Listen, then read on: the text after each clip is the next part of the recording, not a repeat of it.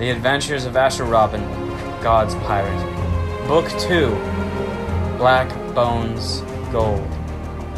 Chapter 1, To the Mainland and Beyond. Welcome back, friends of the sea and friends of Asher Robin, God's Pirate. If you recall, Asher Robin had set sail leaving the pirate Covert with a couple crew members, Rubina, Shiloh, and of course Samuel Sparks. He was to drop Samuel Sparks off at the mainland, and from there he would show him where he was to go, and show him a map from the mainland of where the next pirate Covert was, where Sparks had sold Rubina and Shiloh's parents to a man representing Captain Blackbones. And it seems like quite the quest, but Asher Robin held all of that to his mind and chest quite closely. They sailed across the sea. It was a lot faster on that great big pirate ship. Do you recall? He was now the captain of Captain Sparks' pirate ship. Well, most pirate ships have names. That ship used to be called the Skull of the Sea. Well, Asher Robin wasn't too much of a fan of that.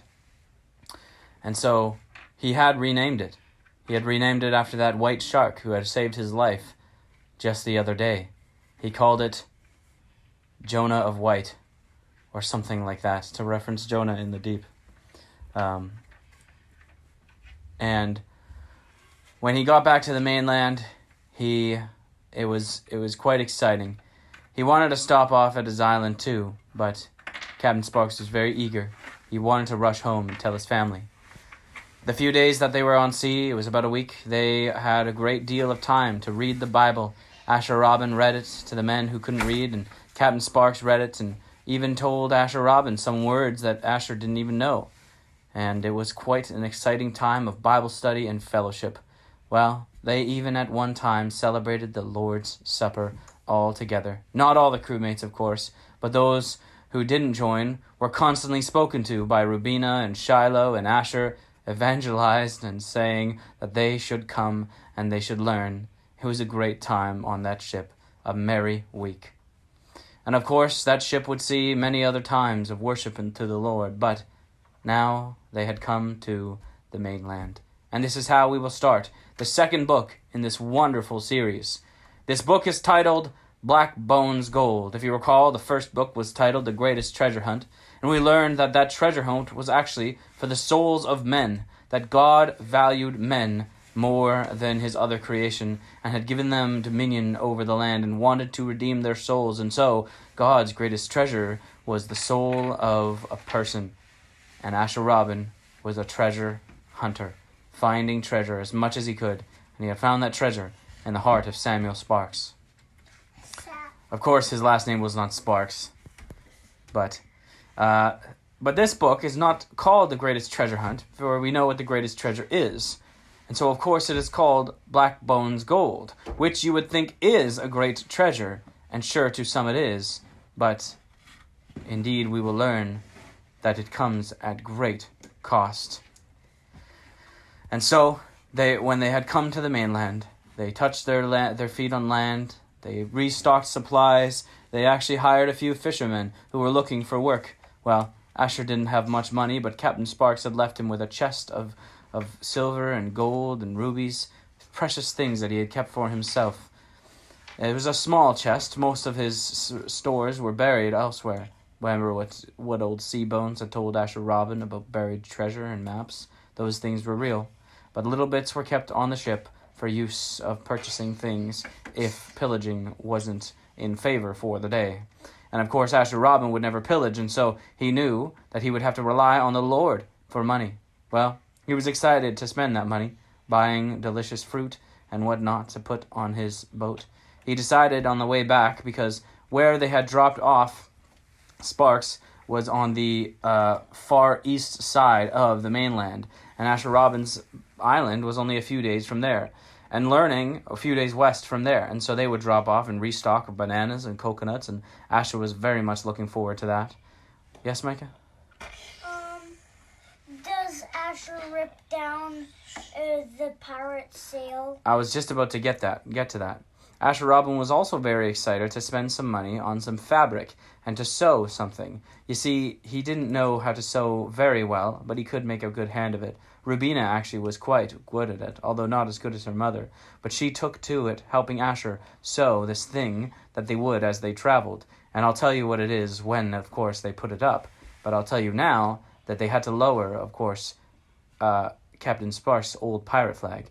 You see, they would never, ever fly a black flag with white bones on it, because it looked, of course, as if they were to be the bad type of pirates. But they were not. They were God's pirates. So they took off that flag, and they folded it up. And they actually gave it to Captain Sparks. You see, they told him that he could present it to their family and show them that he was done pirating and could explain all the things that had occurred. Well, after 2 days of being parked there, Captain Sparks, on the first day, they stayed the night in the ship, and then the next morning, Captain Sparks set out. They rowed to the mainland, and not docking, of course, because of the fact that they were a pirate ship, and that was always a little weary to do if you weren't ever heavily armed. And so Captain Sparks left. He hugged the little ones goodbye, Asher, Shiloh, Rubina, and it was actually quite sad to see him go because they had bonded in friendship over the last week. But of course they would see Mr. Samuel again. Of course they would see him again. He came and he kissed Howie on the head, and the howler monkey screeched and put his hand on his face. And then Sparks left. He went, and I'll tell you what happened to him now, of course. I'm sure he will come back and recount his story to Asher someday later. But he did go home, back to a little village, days and days. In fact, it was a month journey from where they had landed. And, of course, he found his family. His parents were old, but boy, they were rejoicing at finding him. And, of course, he learned that they had been praying for him the entire time. And God had answered his prayers through a little boy, a little pirate boy, named Asher Robin. And back to that little boy. He finished stocking the ship with all the supplies that they could get from the mainland, and they set off. They had hired those two fishermen, one of whose name actually Asher remembered. You see, his name was John Scott, and Asher remembered him from the whaling ship, way back in the day when he had first left Captain Sparks, and he had gone onto the whaling ship, and had swam out and had left there to go see old Seabones. You remember? Well, it was quite a funny happenstance to find John Scott there. Asher remembered him. They remembered him, and of course had a refreshing of his name. And John Scott sure remembered Asher. Asher was a little taller then, for it had been a few weeks, and the boy seemed to be growing quite rapidly, as some boys do have growth spurts. And of course, John Scott was very thrilled to go with him. It wasn't necessarily a fishing or a whaling excursion, but much of that would need to be done in order for them to eat well along their long journey. And so he did. And Asher Robin promised him the same pay that the fisherman had, although he wasn't too sure how he would make do with that, but he trusted that the Lord would provide. And John Scott remembered very well Asher Robin and how he had told him to pray. You see, John Scott wasn't necessarily the praying type of man. He wasn't raised in a home that attended church or believed in anything spiritual, but he had prayed then. Prayed to someone, I guess. He guessed because it was heard. Maybe it was Asher's prayer, maybe it was someone else's prayer, but it was heard, and it was done, and they were not taken over by Blackbones as they had feared. Well, with that, they set off. The other man's name was, I don't know. John Scott? Titus? Something like that, yeah. The other man's name was Titus, and Asher was very thrilled to hear that he was a God-fearing man, and that he was also thrilled to hear about Asher. Although they were a little hesitant to become pirates, of course this was a little bit different kind of piracy. And so they set off, and they ventured down the coast along for a few days until they got to Asher Robin's Island. Well, there wasn't any place to dock there. They set off as close as was safe, and then entered their skiffs and went to the island. And there, Howie got to swing, and they actually spent 2 nights there, recuperating and reading the Bible and restocking of coconuts and bananas and crabs, and Asher just checked in on the place. He really did love living there, and loved being able to come back there. And so did Rubina, and so did Shiloh. And I tell you that they would continue to go back there and build even more homes there. But that we will get to later. Then, 2 days later, they went back aboard their pirate ship, sailed along the coast, and that was quite the sail. A week and a half before they found the village that that Samuel Sparks had told them to go to. And on that map, there's a map of that area. And just around the bend of the mainland, there was a series of islands. And, of course, one of those islands had a pirate covert. And Captain Sparks had shown that on the map.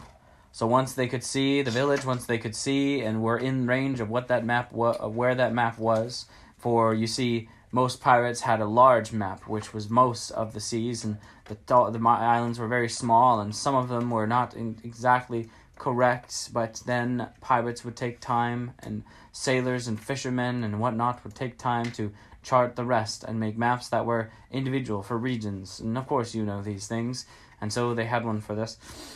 And they looked and saw for where they were, it wasn't that far to go there. Well, they got to the village, and they decided to step off the boat. And for the night, Asher wanted to see if there was anyone else looking for work. Maybe, and he was very thrilled to see that there was a boy there who was a little older than Shiloh. He's very ragged, and he asked if he had parents. And he said yes, he had a mother. And he asked if he could go see her. And so, coming into this woman's home, he learned that this woman was a widow, that her husband had passed away, and she was living in a rooming house with many other people, and was quite dirty, and she was very, very poor. And he asked her if she could sew. He asked her if she could cook. And of course the answers were yes. So he asked her if she would like to come upon his pirate ship and have a job. He felt like the Lord was encouraging him to do so, that he could use his great big ship to help people. She said yes. And so that is how a woman named Judith came upon board, and her son. What should her son's name be, guys? Shiloh. Nolan. Nolan? Shiloh. Okay, we already have a Shiloh. And that is how a woman named Judith came to be a part of Asher Robin's crew, and her son, Nolan. Well, what do you vote, Asher? I vote Jack. We already have a Jack. Who's Jack? One of Sparks' crewmates. I want it to be,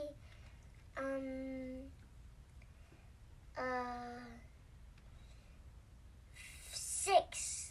6? I don't know. Okay. Wolf. I'm going to call him Nolan for now, and then you think of something, and we'll change it after, okay? I don't want no. So Asher showed Judith and her son around the pirate ship. It was very big.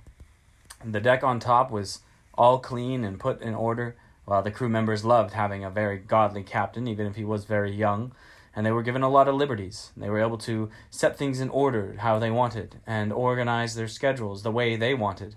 And it was very, very, very different from having a pirate captain, that is for sure. And they all liked it very much. And Asher took her to the lower deck underneath, which had mainly supplies. And there was a room there for dining and eating, and a great room for lodging where pirates had all kinds of hammocks and bunks were there where the crew could sleep.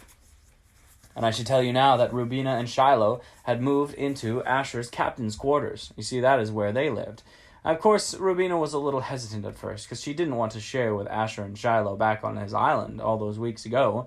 But then it was a little bit different. She liked being close to her brother and to her friend Asher when on a ship full of strange and large men.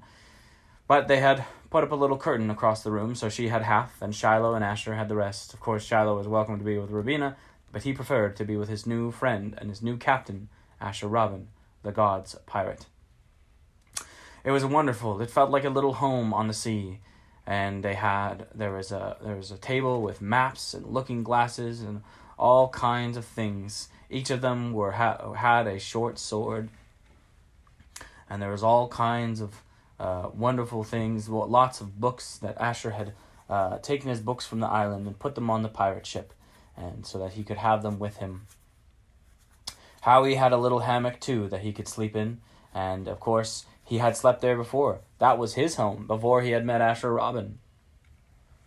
And it was very wonderful for him to be back also. Well, I should tell you now about how Judith fared on that journey that they had to that island. She wasn't too keen on the mission, going to a pirate covert. That was a little scary for her. She hated pirates, as did John Scott, as did pretty much anyone who wasn't a pirate, except, of course, Asher Robin. But, of course, he was a pirate, just a different kind. It was very hard for them to get over that fact, that they were going to see pirates, to deal with pirates, and to tell pirates about God. It didn't make much sense, but Asher Robin was a bright boy, and they just wanted to follow him. And so, they did, and Judith fared quite well, and she would make delicious meals with whatever provisions there were, and it was great feasting, and the men really enjoyed having her on board.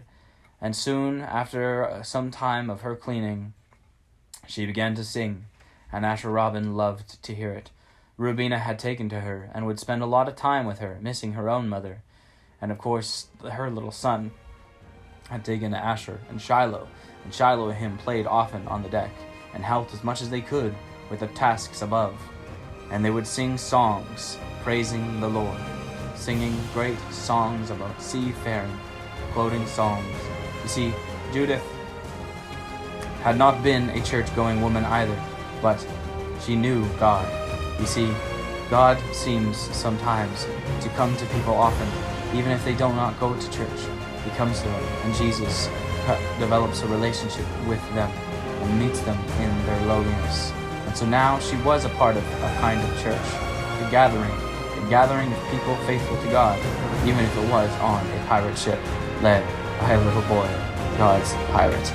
And so there they were, Asher Robin's crew, the pirates belonging to God.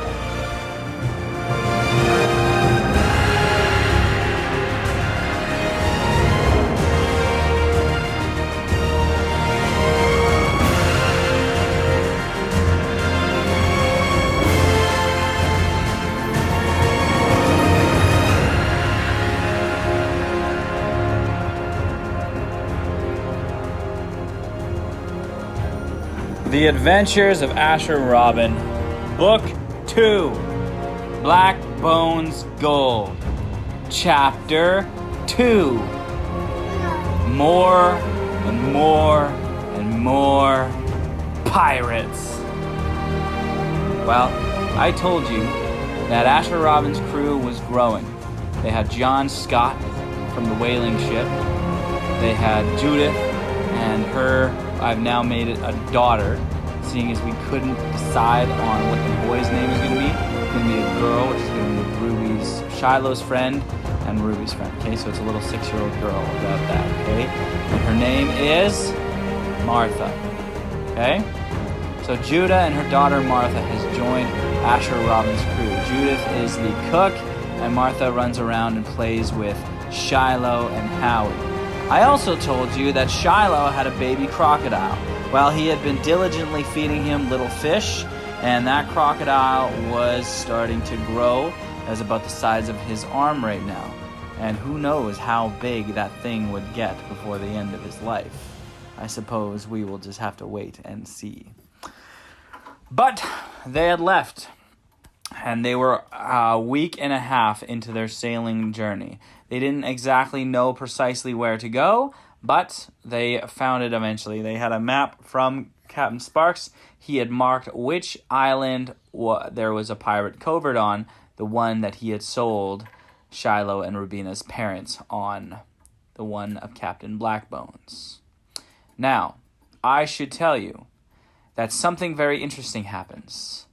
The British Navy shows up. Of course, this happens around when Asher Robin docks. He comes to the pirate covert. Again, no resistance. But by then, he had finally finished his flag. I had told you that Rubina was working on something with Shiloh, and Judith really helped complete it so that it was done. Well, he pulled the flag up, and the pirates that were on the shore that cared to see what type of ship it was coming, they looked through their looking glasses and they could see it was a black flag, just like a lot of other pirate ships. But instead of a skull and crossbones, it was a white cross. And on that cross was a crown of thorns. And of course, you know what this means. This means they were Christian, and they understood that Jesus was their king. Now, of course, this would be a difficult thing for pirates to see, but also for the British Empire soon to come. And we will address that quite shortly. The God's Pirates crew were very happy with their flag, and raising it for the first time to identify themselves was very exciting. Well, they docked and they were met by a few curious pirates who said, "Hey, what is that flag? We have not seen that one before. Who is your captain?" John Scott stepped forward and said, "Our captain is Asher Robin, the God's pirate."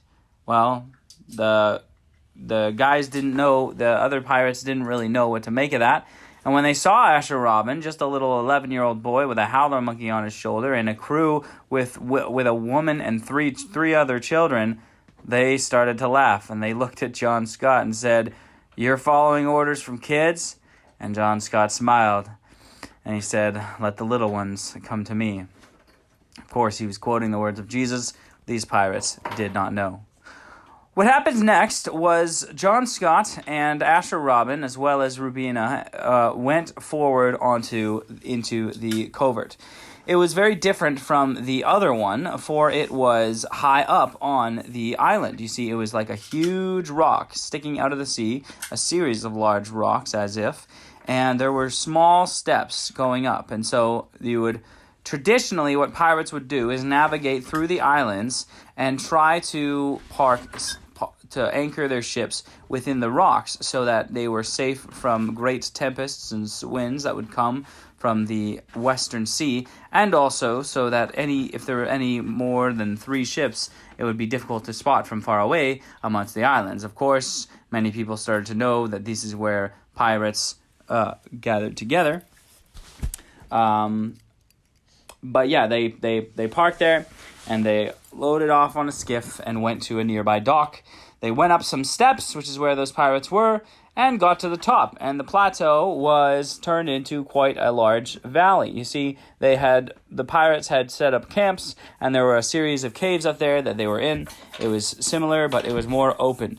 And so it was really a fair weather kind of place. You wouldn't want to be there during a great tempest or a monsoon. That would have been horrible. Anyways, this was where Captain Sparks had sold Rubina and Shiloh's parents. And they would find out that it was because it was another 2 or 3 it was another month by sailing in order to get to anywhere close established and whatnot where pirates were.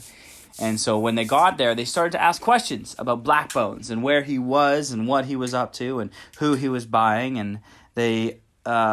And some pirates asked if they had any sales, and they said that it was for Blackbones gold, a great treasure that he was amassing. They were rumors that he was mining. Well, of course, the children had heard of these rumors before, and so hearing it again only confirmed them.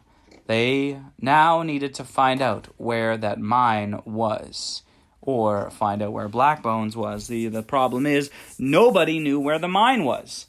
Everybody had just seen, and so then they said, well, one of Blackbones' representatives was here, and he was buying. This is the setup. The next purchase is in 3 weeks, they said. So, Asher, Robin, and Ruby, they traded and bought some fresh food, and they went back with John Scott to the boat, and they talked that night, and they prayed.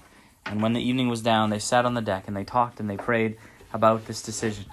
You see, they could sail for another month to try to find another pirate cove and see if perhaps Blackbones had gone that way. Or they could wait for Blackbones' representative to come back. If he came back, well, then maybe they could talk to him. Well, that wasn't going to work, obviously. He wasn't going to spill anything. And so they decided that they would need to sell some slaves in order to find out where they were going. Well, this was a very difficult thing to do and a very difficult thing to decide. But what they ended up deciding was that Asher Robin and John Scott would go. Rubina was very upset. She wanted to be sold as a slave, but they said that that was too dangerous, that they would sell a man and a young boy who are more likely to go into working into a mine, especially two strong lads, and that Rubina was to stay back and help watch the ship. And of course, they weren't to stay at the pirate covert. After they sold John Scott and Asher Robin, they were to sail away. Now they were gonna sell themselves? That's right, because they want to find out where Blackbones is taking the slaves, and nobody knows, and so they're going to try to sell themselves in order to get there. So, that was their plan. Shiloh didn't like it. Nobody really seemed to love it, but Asher Robin felt there was no better way to get to Blackbones' gold but to be sold to go there. Asher Robin, he had read through the book of Hebrews that previous night. Yes, in one whole night. You should try it sometime. It's worth it. Anyways, Asher Robin didn't understand all of it, but that which he did understand amazed him. What a God he served. His favorite was chapter 11, all the heroes of the faith who did great things by faith in the name of God. And then he got to chapter 12, and the encouragement for him to run with patience the race set before him, to look unto Jesus, who authored and finished Asher's faith. So with these verses in mind, when Rubina and Shiloh and the others, when they opposed him selling himself, he reached up and linked his arm with John Scott, who stood at least 2 feet taller than he did.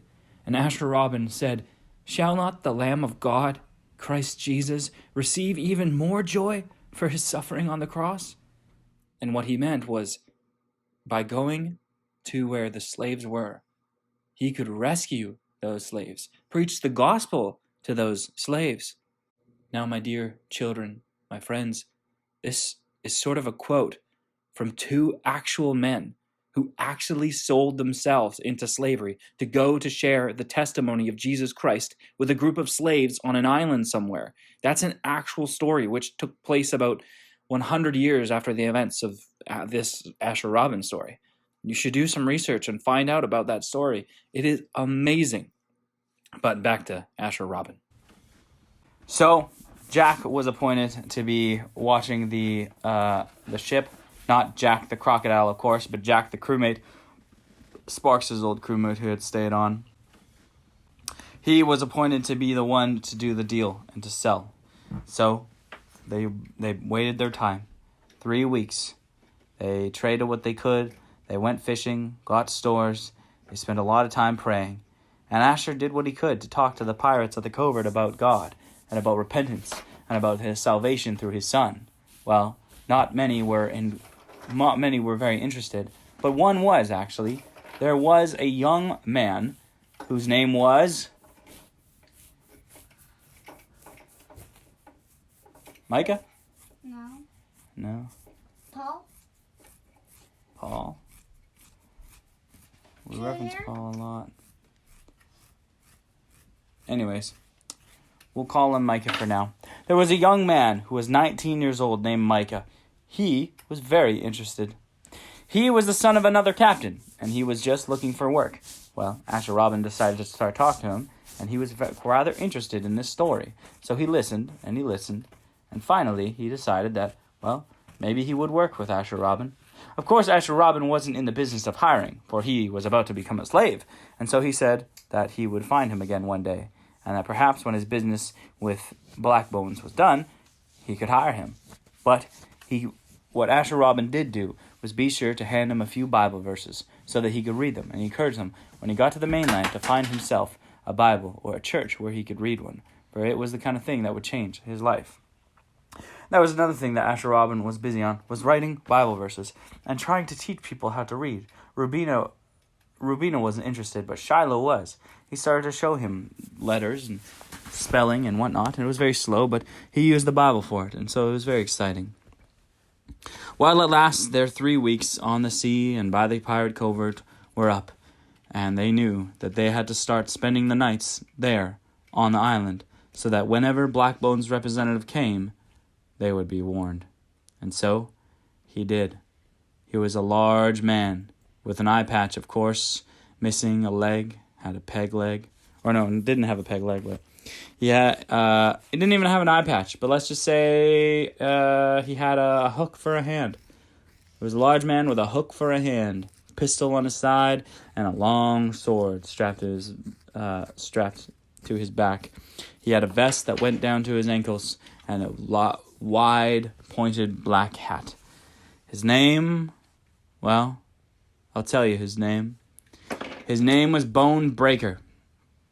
He got this nickname because, well, he had done just that a few times. So, of course, you had Captain Blackbones, and one of his henchmen's name was Bone Breaker. Quite a terrifying crew, if you ask me. Well, when Bone Breaker was seen, there was a little bit of a bustle in the covert. You see, Blackbones was the fiercest of all pirates in that area, and most knew him, and most feared him. And so when his man showed up, there was a bit of a hush. Well, then a few other came forward. You see, there was actually a few other pirates that had shown up with slaves, and this made Asher very angry. He wished he could free those slaves also, and just stop it all right then and there, but he knew that there was so much more. And if he went along, he would find out where they are, and perhaps free not just Shiloh and Ruby's parents, but whoever he could, especially these people that he was being sold with. And so at last we get to this dreaded transaction. Jack brought forth John Scott and Asher Robin, and they were bound by their hands and their feet, and placed them before this grisly-looking man, Bone Breaker. Bone Breaker snuffed. A boy? You bring me a man and his boy? Well, that's right, said Jack. You see, this man here, he was a whaler. Name's John Scott, and he's strong. I caught this boy with him, too. He was on the same ship, whaling. You could still smell the oil on him. Bone Breaker sniffed. He couldn't, but he believed what Jack was saying. You see, he's a strong one, and I'm sure he can do mighty work for you, whatever you ought to do. And what do you think it is that I'm doing? Well, rumor has it it's for Blackbones' gold mine. Bone Breaker stepped forward and said to Jack, You keep this quiet. I know rumors going around, but if you are the one spreading it, maybe I'll have your tongue. Well, that threat was a very mean and nasty threat, but this is a very mean and nasty pirate, I tell you. So we'll move on from their conversation, and let's just say with skepticism, and by the grace of God, Bone Breaker did buy Asher Robin and John Scott. It wasn't for a fair price, a few silver coins and whatnot, but that wasn't about the sale, of course. It was about getting on that ship and getting to Blackbones' gold. That was the purpose. While John Scott and Asher Robin were thrown into a group with a whole bunch of other people. Some were sad, some were quiet, some were very angry, and some showed absolutely no emotion whatsoever. They were very quiet. Asher Robin did his best to talk to people, comfort them, quote them verses from the Psalms if he could remember, but nobody seemed to want to talk. There was a general sense of hopelessness. It was the dark part of the deck below. And then, after a few hours, they began to sail.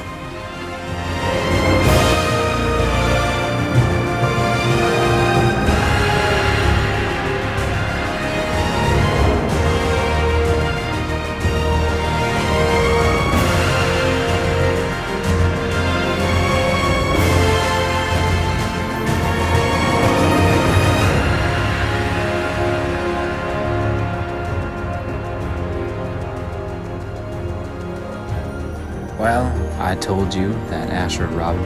First of all, I'm going to introduce this. Here we are back again after 2 weeks of No Gods Pirates stories. Here we are. The Adventures of Asher Robin, God's Pirate. Book 2, Blackbones Gold, Chapter 3, Upon the Shore of Slavery.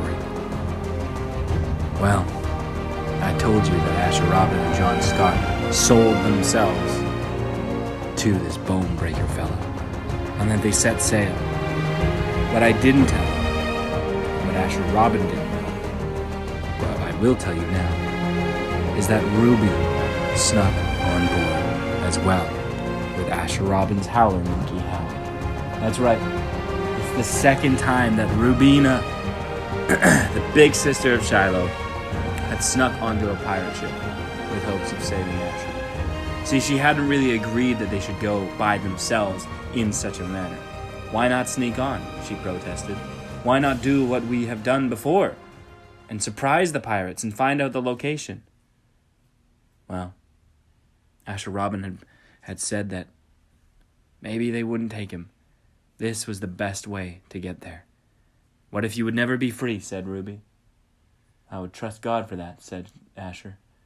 Well, that conversation happened last chapter, I suppose, but Rubina wasn't happy with the outcome. So she left Shiloh with Judith and Martha and Jack, and I suppose another strong crew member that they had found along the way. Left them there, and they would sail about. Jack knew his way around the ship, that's for sure. They'd sail about those seas, fishing with what they could, laying low, so as to not be in any trouble. Now we come to the part where at last the ship landed. It had been a few days, and the food was very scarce. Rubina didn't want to risk sending Howie down into the deck. Sorry, dropped my phone. She didn't want to risk sending Howie down into the deck where all the slaves were being kept, just in case somebody would find him out. So she stayed, snuck, hidden behind some crates, moving along at nighttime when she could. She was still very small, and Howie was very quiet. That monkey was used to pirate ships, used to laying low and sneaking about. Well, they finally came along the shore, and Asher Robin had brought his tools with him, a compass, a piece of paper, and a charcoal pencil, where he could map out where they were going. Because, of course, he had to map out where they were going in order to map out how to get back to where they came from. And so they were traveling west and then north and then west again, and he would mark this, and to the best of his ability, he would try to remember the time that it passed. It was very hard to do, passing the time, but there was a little sliver of in the hall, and he could see out the light and see whether it was midday or setting day. Well, at first he remembered it when he had left. It was around noon. And so he said that they had traveled west, and he kept marking the bearings of how they were traveling until the sun set. And then when the sun rose, he marked where they were again and which direction they were. It was a very difficult thing to think about how to work backwards based on those instructions, but it was the best thing that they had. And of course, maybe once they got to the mainland, they could find a map there and find their way back to where they were. Well, it would be a long, long time before they did, of course, because they traveled by sea for another 5 days. 5 days at sea, traveling in various directions, all headed about northwest, up the coast. And then the ship came to a slowdown, and one could hear the anchor driving down into the sea. They had come to where they wanted to be. There was a dock there, and they slowly approached. Tied up the big ship, a massive ship, put out the drawboard so the pirates could walk to and fro. You could hear them stepping and clanking and speaking.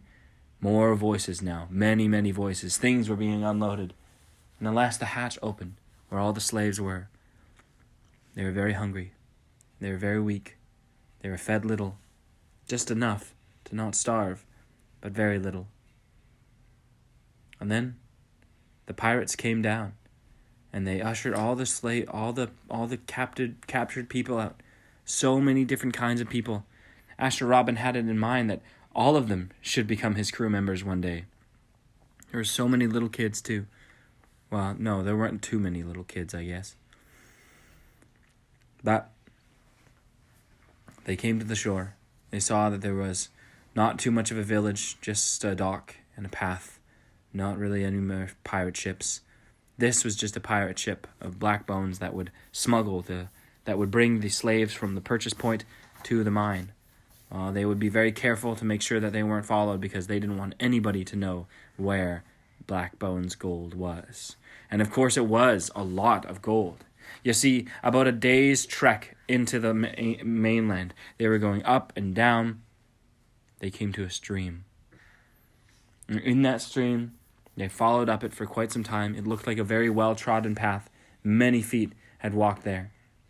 Asher Robin and John Scott, they still had their hands tied with rope. So did all the other people. They were in long lines surrounded by pirates, wielding pistols and swords. They brought them through this jungle, through the rocky land and up the creek until they got to a very wide valley. In that valley, there weren't too many caves, but there was plenty of stones and people all about it. Quite a production. You could hear it, you could smell it, you could see it. Dust was in the air. There were people scooping up rocks, scooping up heaps of dirt and piling them over into these great big wooden meshes, and there's people shaking those meshes and sifting, and what was happening was the dust was falling to the ground and rocks were staying and little bits of gold were being removed. That's right, bit by bit gold was found. This was a gold mine upon this riverbank, and there were so many people there, hundreds and hundreds working along. This production was amazing. And what they could see from the gathered gold of the last few days, mountains of it, streaming through this one part, a wooden chests filled with gold, rooms and storehouses filled with these gold nuggets, unrefined, pure, raw gold found from the ground. The sight was actually quite incredible. But when you turned and saw the river and the state of the people who mined all this gold, it was terrible. They were all weak and sick. Asher Robin suddenly realized he had no idea who Rubina and Shiloh's parents were, and freeing these hundreds of slaves was quite the task. But the mission wasn't to free them. It was just to find out where they were and to come back stronger to free them. Well, he had certainly found out where they were, kept that compass safe, and kept the charcoal pencil safe. I should mention now that while they were in the boat, John Scott and he untied each other. Anyways, it seemed like a very difficult task, but Asher Robin prayed, said, "Lord, if you want this done, you will make this done." Well, that's where Asher Robin and John Scott had led to. Should tell you now what happened to Rubina. Well, she was upon that ship, of course, and when they docked, her heart was pounding. She felt like she was near her parents. And so, once all the pirates were offloaded, she could see the slaves going in lines, and she spotted Asher Robin and John Scott from afar. And when everything was quiet, she slipped off down the dock, underneath it, and through into the jungle. Oh, there's plenty of bugs that she didn't like, but she walked on, nonetheless, with Howie. They followed the procession, hiding in the trees and in the bushes, so as to not be seen. And when she saw the big, great horde of people mining gold, she knew. Her heart started pounding. She knew her parents were in that group of people. She just needed to find them. And so she would. She circled around the camp, over and over. Well, Asher Robin and John Scott actually worked the mine for about a day or two before they found a chance. They wanted to learn the schedule of the pirates so that they could run away and break free. This was the part that seemed a little ridiculous in their plan. They would have to escape from the pirates somehow, as if no other slave had, either run along the mainland or run along the coast. It was quite the thing, but they knew that this was what they were in for, and this is what they were going to do. Well, Rubina, though, she circled the camp for those 2 days, and at last she saw them. Her parents. They weren't together, of course. They were separated into the camp, women by the shore, men sifting. It was quite a thing, but she saw her dad, that great fisherman who had doubted that pirates can be saved, and surely they can't if they would do such horrible things as this. Anyway, she saw him. Her heart leapt for joy. She could have ran toward him and hugged him, but she knew that would make a scene. Then she saw her mother, her black hair tied up behind her head, working through the riverbank, looking for gold and grabbing pebbles and whatnot. They looked so sad, so sad. It was all she could do to run out and tell them that she and Shiloh were all right and alive and had come to rescue them. But she knew she had to wait. Wait for Asher Robin and John Scott, or just to wait for nightfall. Perhaps she would free them now and tell Asher Robin and John Scott that she got them and they can go. But then there was all these other people, and suddenly she realized in her mind that this mighty, noble Asher Robin, God's pirate, he wasn't going to leave all these people behind. She could just tell from the look in his eyes, the way he looked around, the way he worked. This boy, this God's pirate, he wanted to free every single slave in Blackbones gold mine. And Asher Robin surely would try.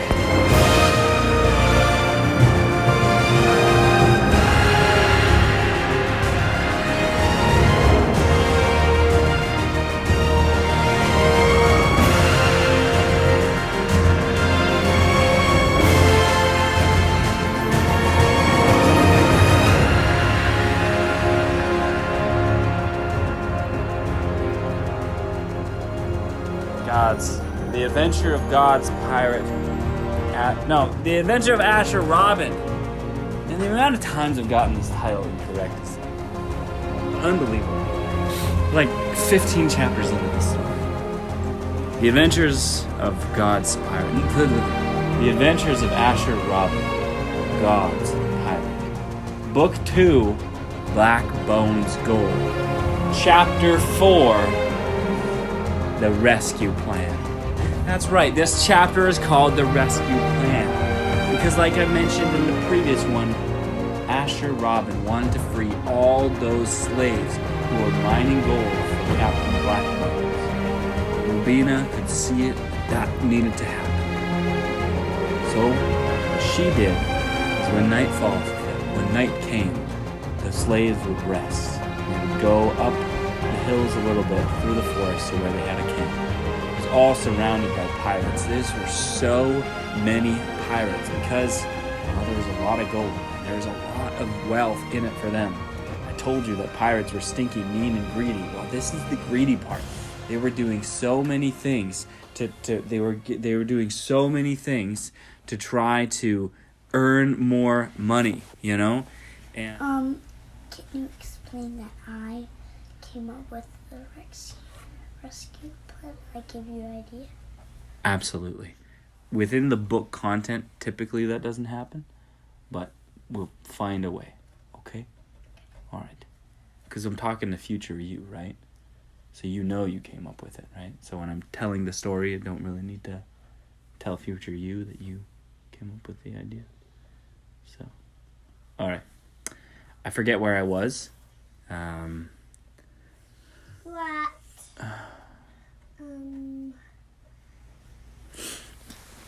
In the talking about where to sleep. Right, thank you. Yes, so they slept. They were in tents in a camp in the forest, and there was tons of pirates there because, again, they were greedy and they knew that they were making really good money. Now, I will tell you that the pirates knew on that island, they knew not to rebel against Blackbones, but they certainly thought of it. They could fill a sack or a treasure chest full of gold and run away, and some sure did. but they were hunted down fast and they were stopped because, well, Blackbones was fierce. While the man who seemed to run things wasn't Bonebreaker. Bonebreaker was the pirate who would go and purchase and stuff. But the foreman of the island, the operation himself, was another henchman of Blackbones. His name was 2 feet. Because he had 2 feet. He didn't have a peg leg, which a lot of pirates did have 2 feet. And I might rename him to be something else, something fierce, like Tooth Snatcher or something like that. Tooth Snatcher. Rumor had it. He would take other pirates' golden teeth and he would sell them. This was a crazy pirate, I tell ya. Tooth Snatcher. Tooth Snatcher. He had a lot of gold and he had a lot of golden teeth. Anyways, so when Tooth Snatcher wasn't looking, and when all the pirates were starting to settle down, all the slaves were sleeping, Rubina decided to sneak into the camp. Well, she went up to Asher. No, first she went up to her parents, her mom and dad. That was a great reunion. They had to be so quiet, though, otherwise they would be found out. She told her parents. She said, "Hello." "Oh, Rubina," they said. "We can't believe you came. Is this a dream? Are you an angel from God?" She said, "I am no angel, and this is no dream. I am truly here. I've come to rescue you with my friends. Asher Robin, do you remember him? God's pirate? He really is God's pirate. And I have seen many great things happen from him, and, well, we're here to rescue you." Rubina's parents were very excited. They asked about Shiloh and where he was. Well, and she said that he was back on the ship with Jack and Judith and Martha. Her parents were a little worried that he was left alone, but Rubina assured him Shiloh is a very brave little boy. He's even fought pirates before in the first battle in Book 1. Well, they talked for some time, but then Rubina said that she needed to go find Asher Robin because he didn't even know that she had come, and he wanted to tell her. Well, Asher Robin himself, he was staying up praying. John Scott had fallen asleep, but Asher Robin was praying because he felt a little hopeless. He realized that there's no way he could rescue all of these slaves, and he would somehow have to escape and take a ship and go back and find Shiloh and where he thought Rubina was and Jack. And, well, that was part of the plan, and he knew he could do it, but it would be a long time before he got back. A long time. And he really wanted to free all the slaves. So he was praying for God to help him, to give him an idea how to free all these slaves and to stop them from building up Blackbones gold. And then he started to wish that he had brought along a friend. And he realized that in order to identify Shiloh and Ruby's parents, he needed to know what they looked like. Well, and he had met them before. But then, when he was wishing for a friend, all of a sudden, Rubina snuck up on him. "Shiloh," she whispered. "Ruby, is that you?" "Yeah, it's me. How'd you get here?" I'm sorry, Captain, but I snuck aboard the pirate ship, Bonebreaker's pirate ship, and, well, I came all this way with you." "You did? Oh, well, I'd asked you not to. I know, I'm sorry, but it's probably for the best," said Asher Robin. "I don't really know what we should be doing." "Well, I found my parents. They're doing well. They're tired, but they're doing well." "Oh, praise God. That is fantastic. Well, perhaps they will come back with us." "Oh, they will. "But Rubina," said Asher, I think we should free all of these slaves." Rubina smiled. "I didn't think anything less." "I don't know how we're going to do it," said Asher. "I haven't figured that just out. I was just praying to God that maybe he would give me an idea." Rubina laughed. "Well, yeah, Mom and Dad said that, my parents said that there have been many rebellions, and people trying to escape, even getting some of the pirates involved and taking your gold and running, but, well, the other pirates always catch up. It's quite overwhelming. Then Asher got to thinking. He thought for a while, and he prayed even longer.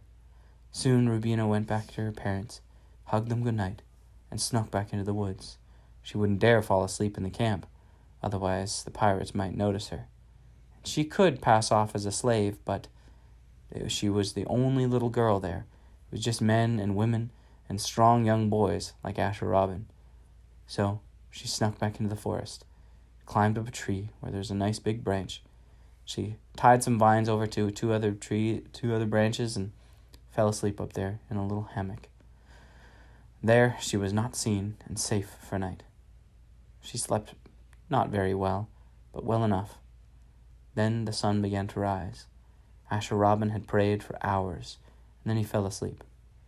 And when the sun rose, you could hear the cracking of whips, the firing of pistols, and the yelling of pirates. Asher Robin woke slumberly, remembering he was in a slave camp. He was a slave after all.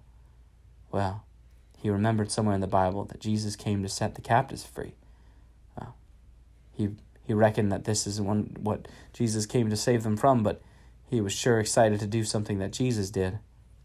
When he woke up, he remembered a dream that he had had. It was almost as if the Lord came to him in that dream, and he saw great pirate ships coming upon the shore, and a horde of pirates rushing upon the gold mine, and slaves running and taking the pirate ships and sailing off. And from that dream, there came Asher Robin's plan of escape. Somehow, he was going to get a bunch of pirates to come attack this island, as if to take the gold. And while there was fighting, the slaves would run. Oh, but how would Asher Robin get a bunch of pirates? Wait, he knew the way. He knew the way. Pirates! Pirates! Pirates! Asher Robin needed to go find a covert of pirates, even if it was the one that was 2 weeks away. He could go and find them and, he could tell them where Blackbones' gold was.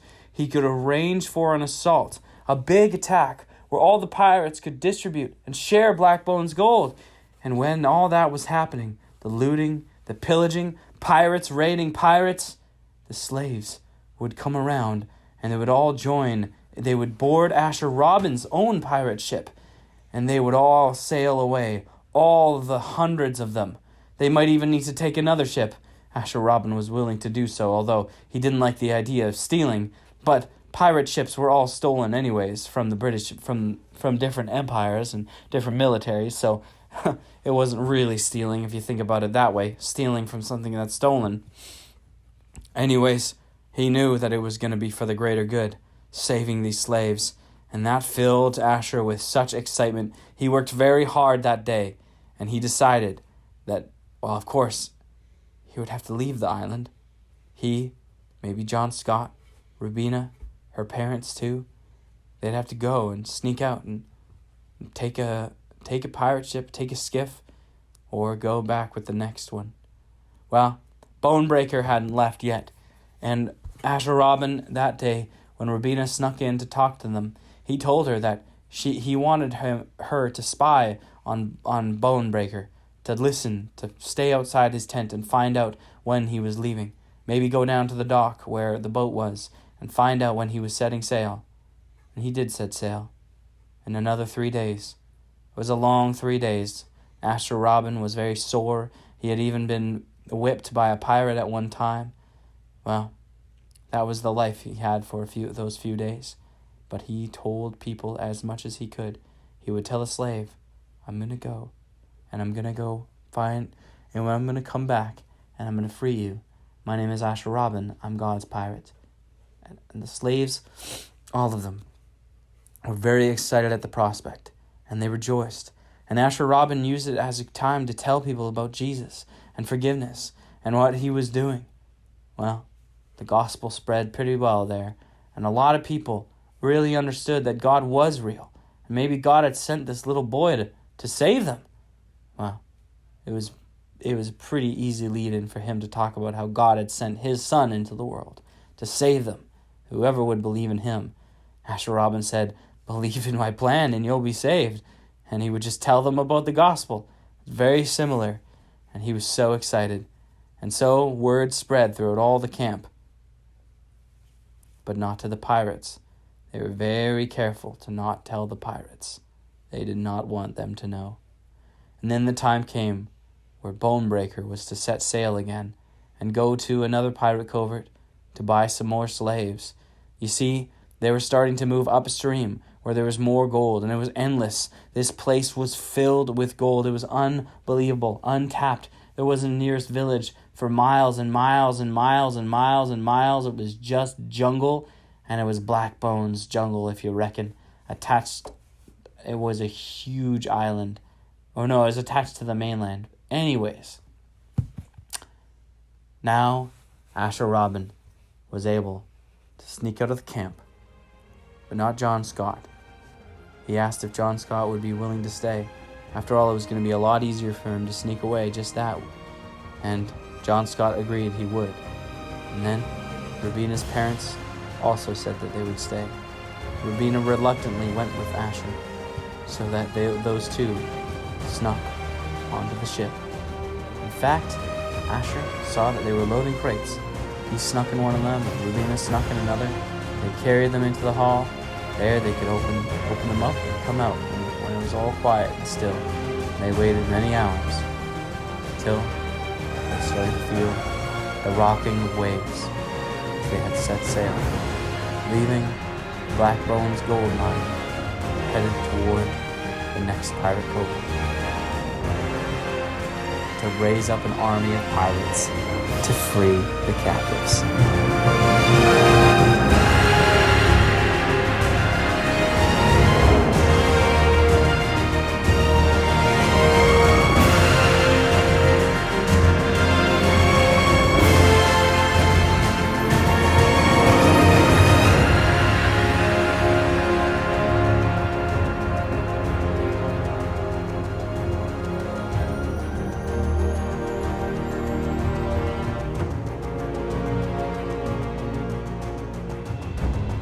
The Adventures of Asher Robin, God's Pirate, Book 2, Blackbones Gold, Chapter 5.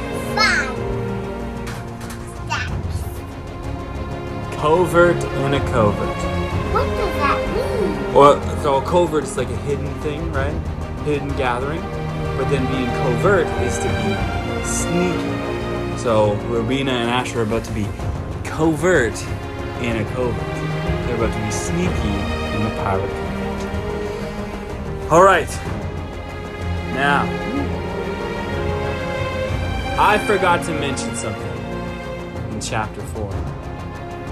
Howie, the howler monkey. I told you that Rubina made it to the camp. She had snuck in. Same with Asher. But I didn't tell you what happened to Howie. Well, you know from the chapter 2 that, Howie went along with Rubina, hid on that ship. And I'm not entirely sure what he did at the gold mine. And I think the gold mine is just a river. But then at the end of the river, there's an actual cave. And they can go in and mine even more gold.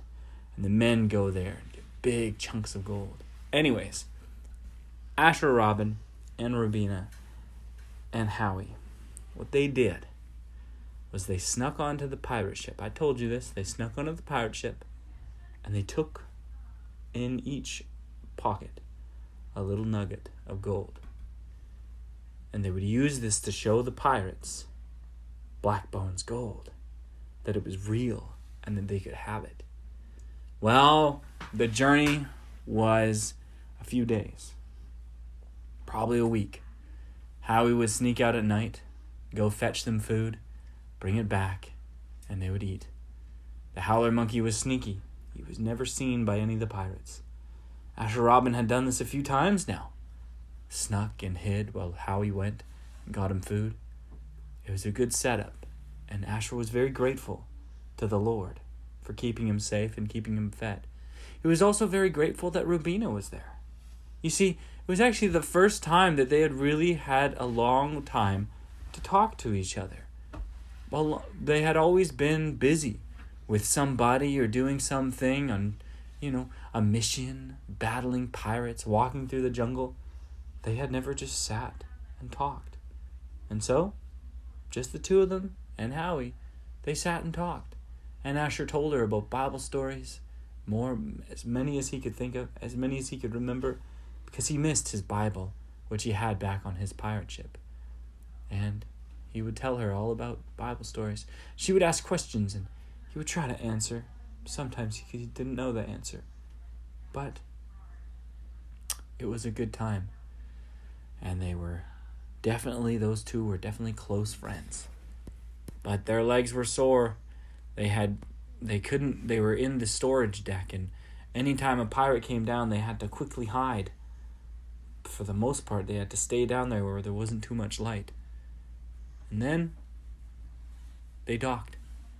You see, they had come up upon another pirate covert. Well, they didn't dock. This pirate covert didn't really have...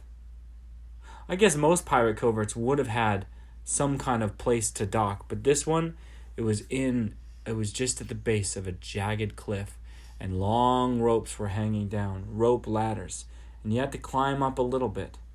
And then over around there was a receiving bay. So they went to the receiving, it was like a rock dock, and they landed there and offloaded. The captain Breakbones, who's under Blackbones, well, Bonebreaker, I think is what he's called. Yeah, Bonebreaker, yeah. And then this guy was what? Tooth Snatcher, yeah. So Tooth Snatcher, he was taking them to this new pirate covert. It wasn't the same one that Asher and Rubina had come from. They were kind of hoping it would be, because that's where Shiloh was, and that's where Jack would be, and Martha and Judith. But no, this was a different pirate covert, and Asher, just in case he got lost, he took directions of where it was and where to go, with his compass and with his piece of paper, making a map along the way. Well, this was tough. He knew that if he got lost, he'd have to reverse those directions back, and then only to do that again. He was deep into this mission, but he knew he had to tell these pirates where to go. So it was very important that he did the same thing, keeping track of the days, how many days they traveled, which direction they were going, how long they were going there, so that he could perhaps draw a little map of how to get back to Blackbones Gold. Well, when he got to the covert, this was the scariest part, because he couldn't go around in the covert when Tooth Snatcher was there. He had to wait for him to leave, which means Tooth Snatcher was going to go back to the island, and Asher, Robin, and Rubina, that is when they would start to tell about Blackbones Gold. But their ship, the Tooth Snatcher, was sailing away, so Asher Robin had to trust God that his plan was going to work. He was in it deep now. If it didn't work, if the pirates didn't decide to follow his lead and do a raid on Blackbones Gold, well, how would he get back? This was a question he didn't need to worry about, because he was trusting that God was with him and that God wanted this to be done. So they covertly snuck off the pirate ship and into the covert. Tooth Snatcher did some business, bought some more slaves, sold some things, bought some things, and then Tooth Snatcher sailed away. Rubina and Asher had found themselves a nice little cleft of rock, and they watched as the ship went away. Well, those two looked like pirates. They were dirty and they were smelly, but they weren't mean or greedy, but they still looked like pirates. So, without any further ado, they walked in, and then they started to talk. They sat down one by one. Asher really wished he could tell these pirates about Jesus, but the mission was to free slaves. It was difficult being undercover, but he told them, "I have found Blackbones Gold," while every pirate shuddered, thinking, how could this kid have gotten it? And he put the nugget on the table. And then, talking to the first group of pirates, there were 3 of them. 1 woman, 2 men, whose names were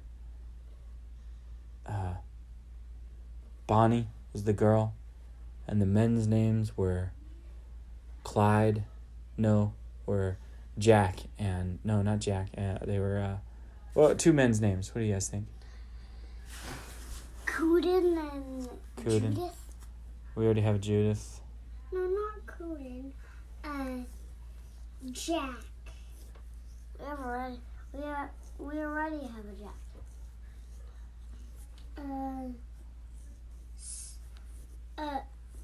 Spy. Okay. And Strick. Scary. We'll go with Stu and Drew. I don't know. Stu and Drew. Whatever. Well, we'll name them later. Anyways, so these three, they're listening.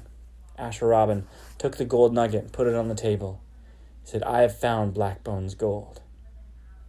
And if we get enough pirates together, I'll give you the coordinates.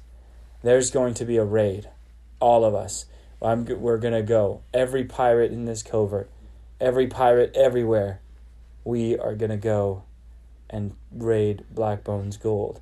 We're going to do it in 3 weeks." 3 weeks, Rubina exclaimed. "We're going to wait 3 weeks." Asher Robin said, "That's right.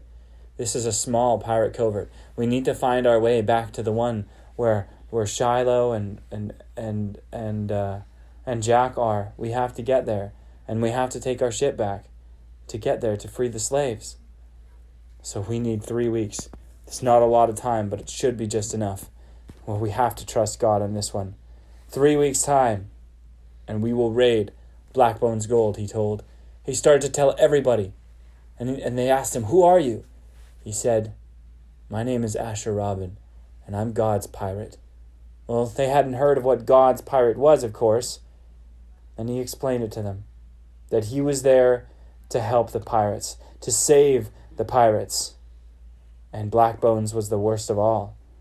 So he thought it right to not only free all the slaves, but to distribute the gold.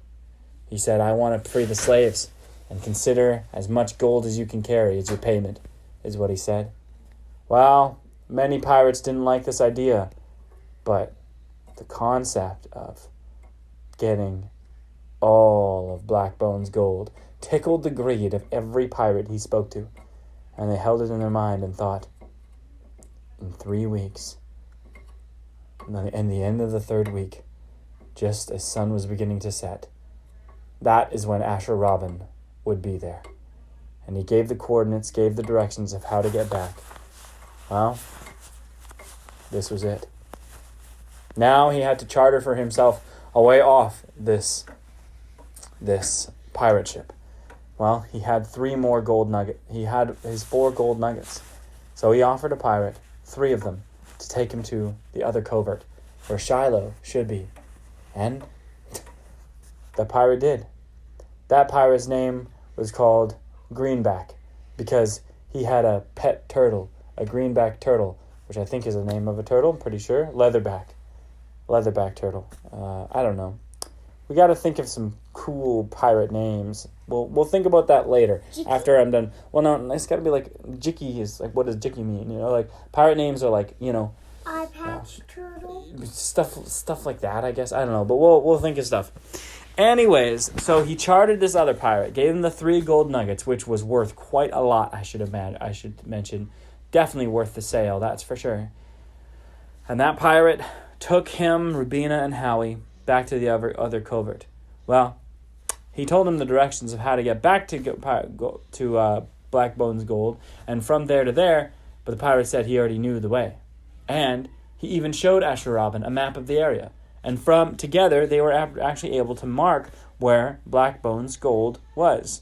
And from there, Asher Robin spent the week's journey as they traveled to the other covert in the Eastern Sea.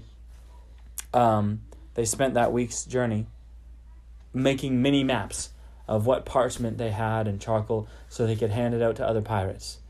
And he told And that pirate, he told every pirate that he met, I know you're thinking of going alone, but trust me, there are hundreds and hundreds of pirates. We need quite the force to overrun Blackbones' men. And of course, I'm sure they will join you once they come. But if it was just one ship, they would destroy you. So we must all go at the end of the third week at sunset, when the evening is just coming on. Well, after the week, Asher Robin was sure to tell this man quite a lot about the gospel. And you know what? He wasn't entirely opposed to it. He wasn't all that interested. He more believed that, everybody's opinion was right and whatnot. But he still entertained Asher. He fed his Asher and Ruby and gave them enough to drink. And it was a pleasant ride. After all, that pirate captain was making a lot of money. And he was a decent pirate. Well, then they got to the Covert.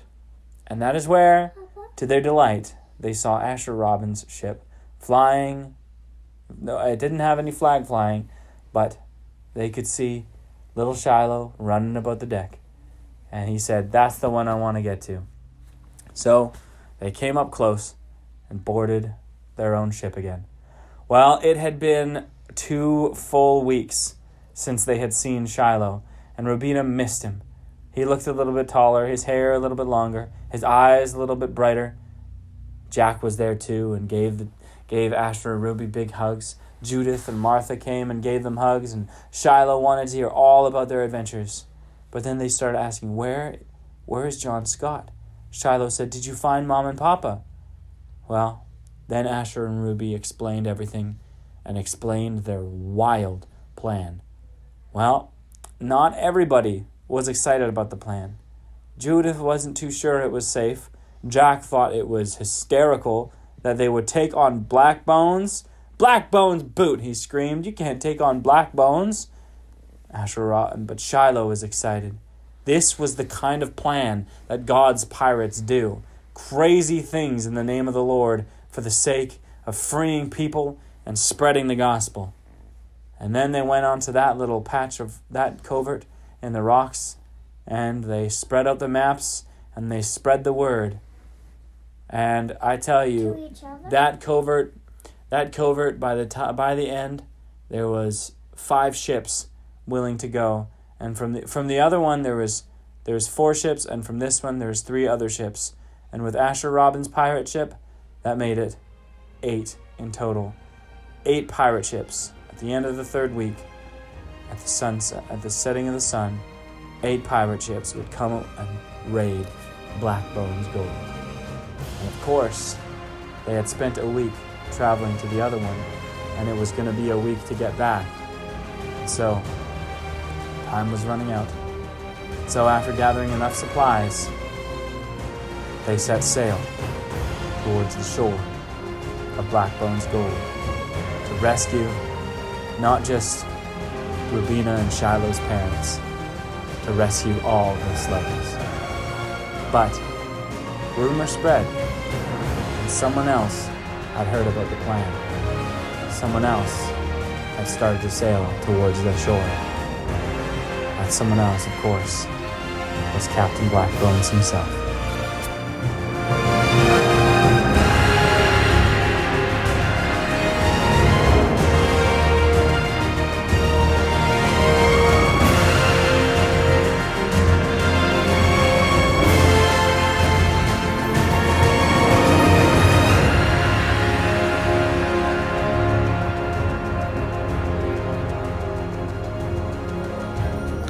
The Adventures of Asher Robin, Book 2.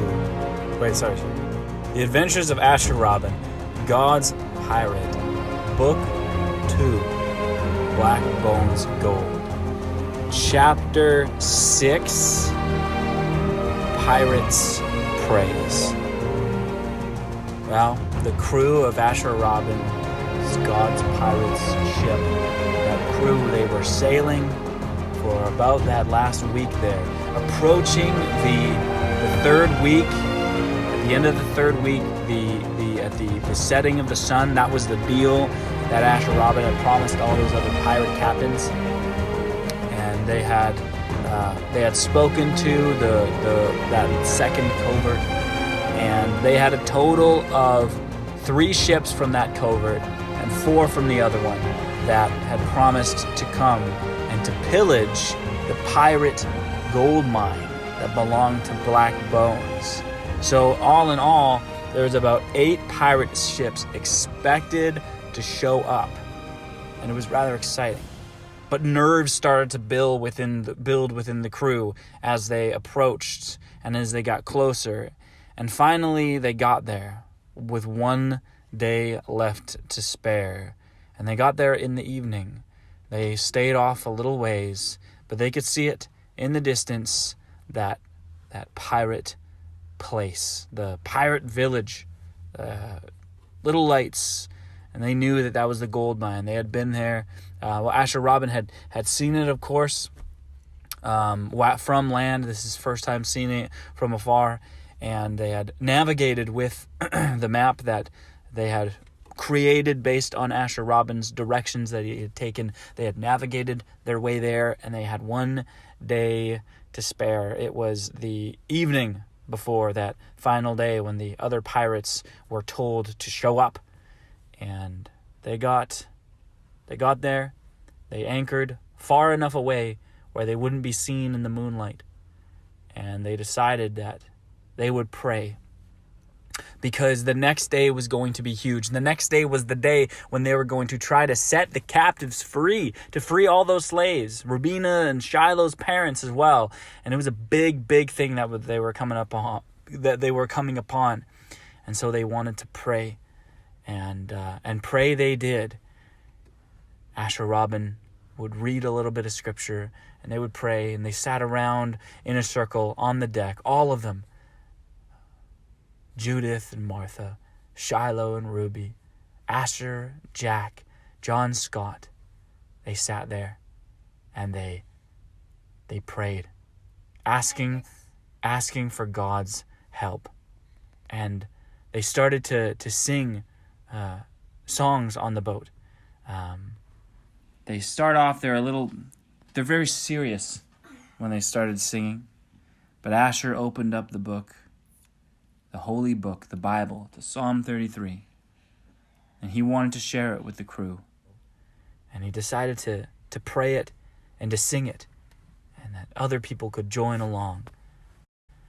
And he sang something like this: "Oh, give thanks unto the Lord, for he is good, for his mercy endureth forever."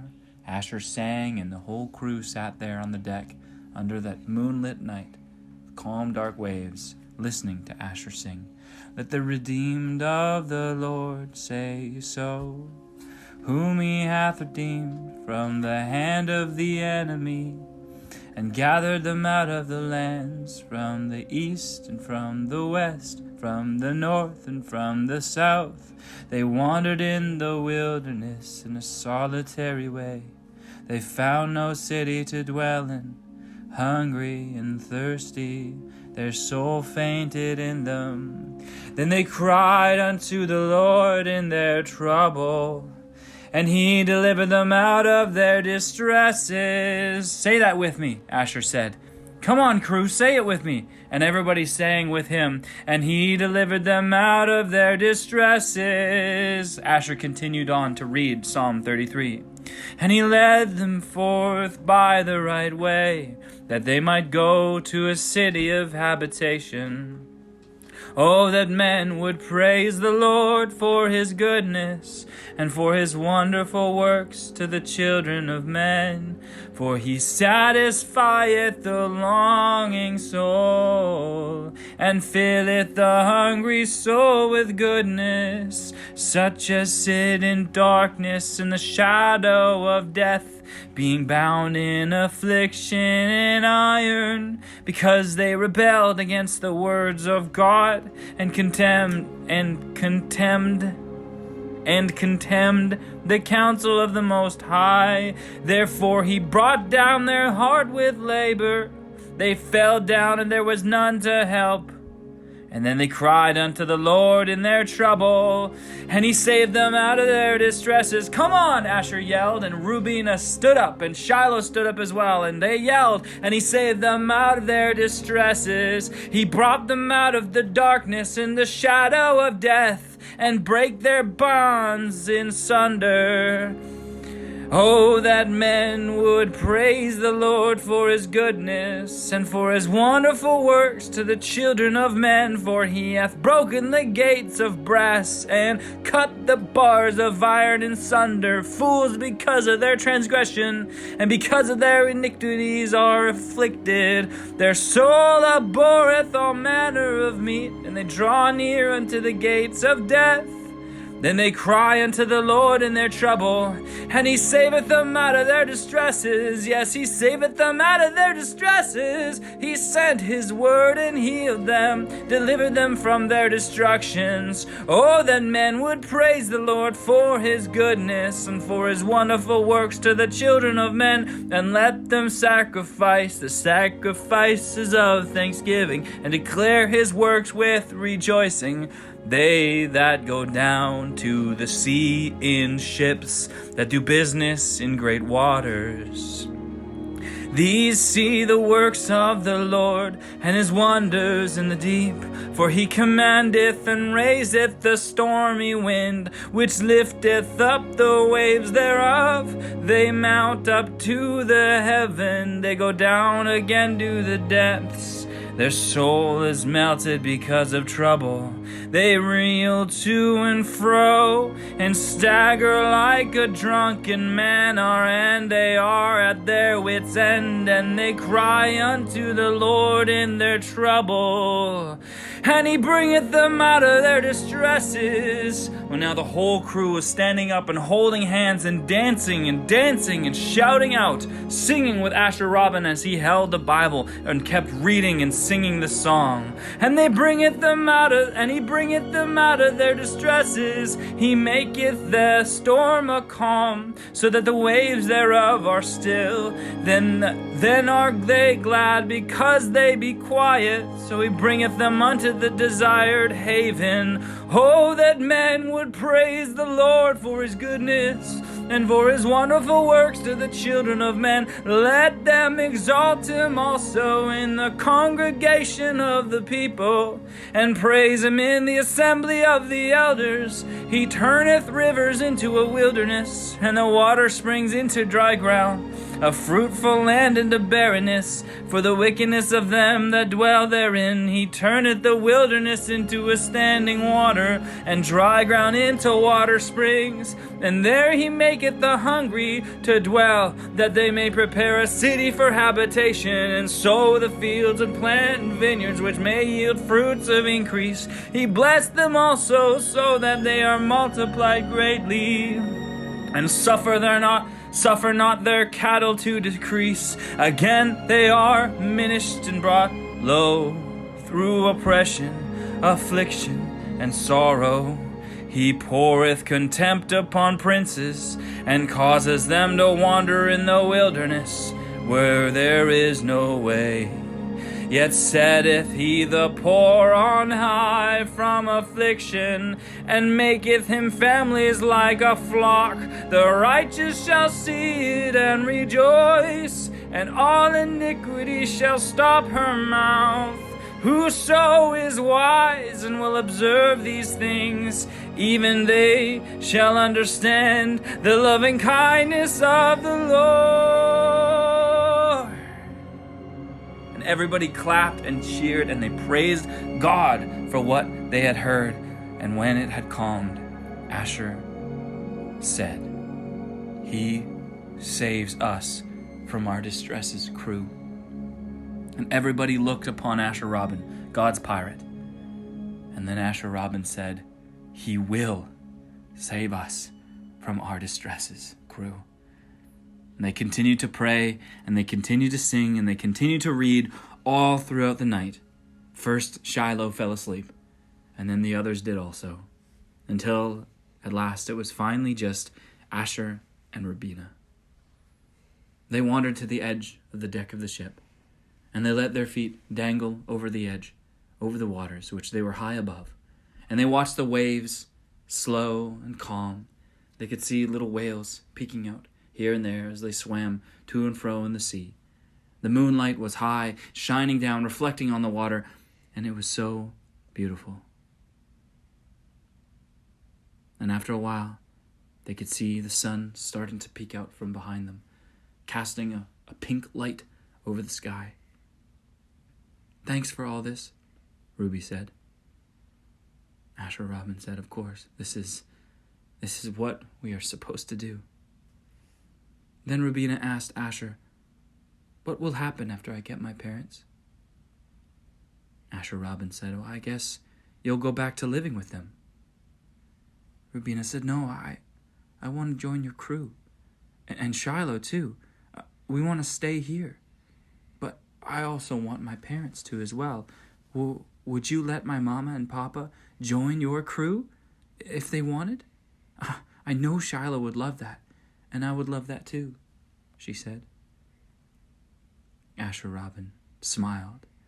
He said, "I should like more men and women aboard, but your papa will have to see that even pirates can be saved." Rubina laughed. "Oh, he'll see that all right. He'll see that." Well, they continued to talk for a little while, and it was decided in the morning that Asher Robin, as it was the day of the raid, the day of the great pirate pillage, Asher Robin decided that he would go along shore in the morning when everybody else woke up. He would swim to the shore and he'd walk to the camp. And from there,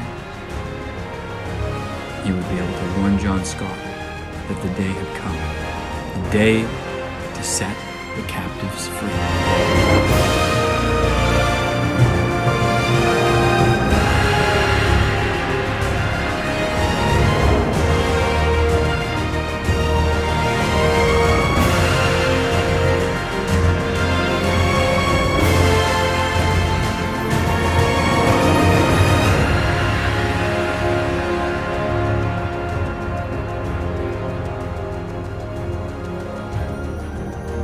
The Adventures of Asher Robin, God's Pirate.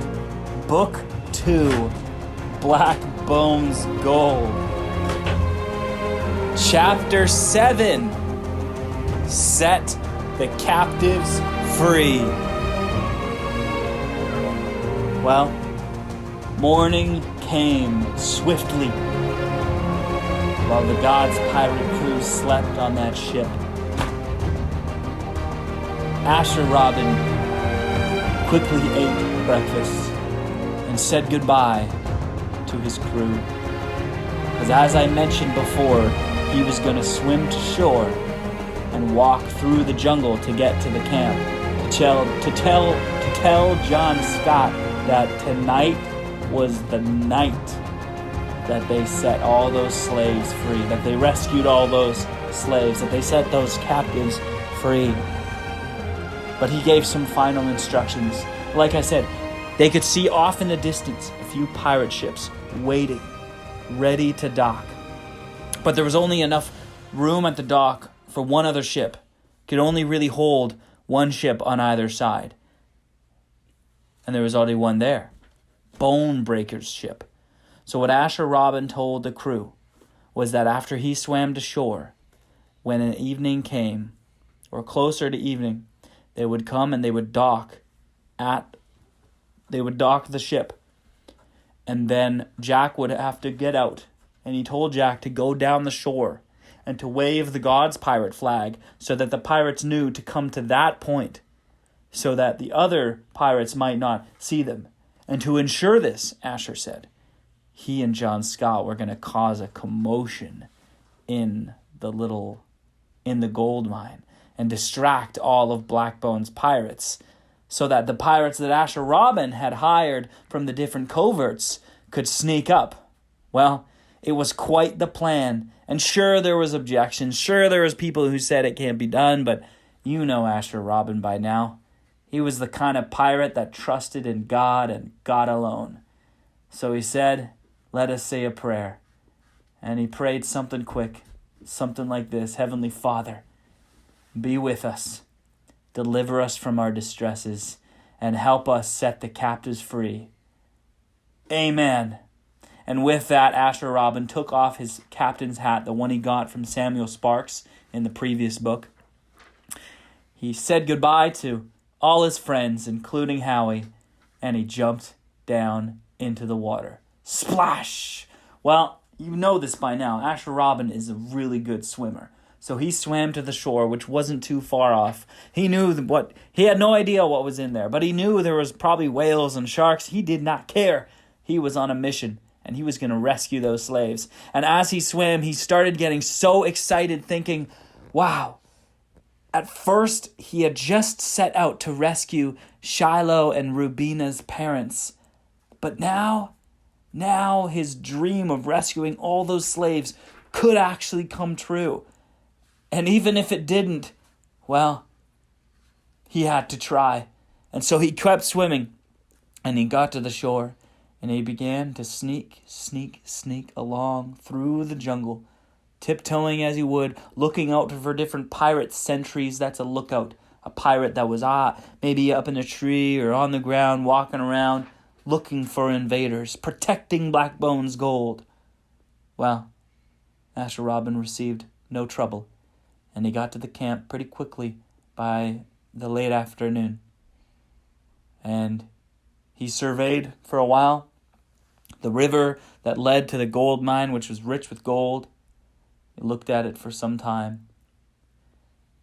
And then he saw him, John Scott, with his long hair, working hard, as if he belonged there, waiting patiently for his captain to return. What a good man, Asher whispered to himself. Well, he crept in when no other pirates were looking and said, John. And he pulled up right next to him. He went right next to him and started working at whatever John Scott was doing. John Scott was very excited to see Asher. You see, it had been many weeks, and it's very easy to wonder if your friend is going to abandon you. But John Scott, he had started to trust in God because Asher Robin had so much faith, and that faith had shown itself, proven itself to be real time and time again, in a real thing, in God. Again, John Scott was on the whaling ship back in chapter 5 of The Greatest Treasure Hunt, book 1. So he had seen the power of God before. And here he was, all these weeks later, with the same pirate boy going up against the same old pirate, Blackbones. What a thing. So anyways, John Scott was still very encouraged, and he felt revived when he saw Asher Robin. And Asher Robin told him the plan. Well, just before sunset, they were to cause a ruckus, a stir, spread the word to all the men and all the women, all the slaves. Today was the day that they were going to make their escape. Asher Robin would have his ship docked, and they would run, and they would go, as many as they could take. In fact, maybe they wouldn't leave until the last slave was on board. And so that was the plan, and they would follow through with it. Well, that's what happened to Asher Robin that day. He spent most of the day swimming and walking through the jungle, and then working with John Scott and sharing the word, telling everybody to get ready for an escape and to make a ruckus, which we'll get to soon, of course. As for the rest of the crew that were back on the ship, well, Asher left in the morning, and so what they did was they waited until about the afternoon, and then they docked. So this would have been near the time that Asher Robin had gotten to the camp. They docked their ship, and of course pirates had seen them coming. And there was a few pirates who were on Blackbones' deck, the deck of Blackbones' ship, and they were on the dock just looking out for trouble.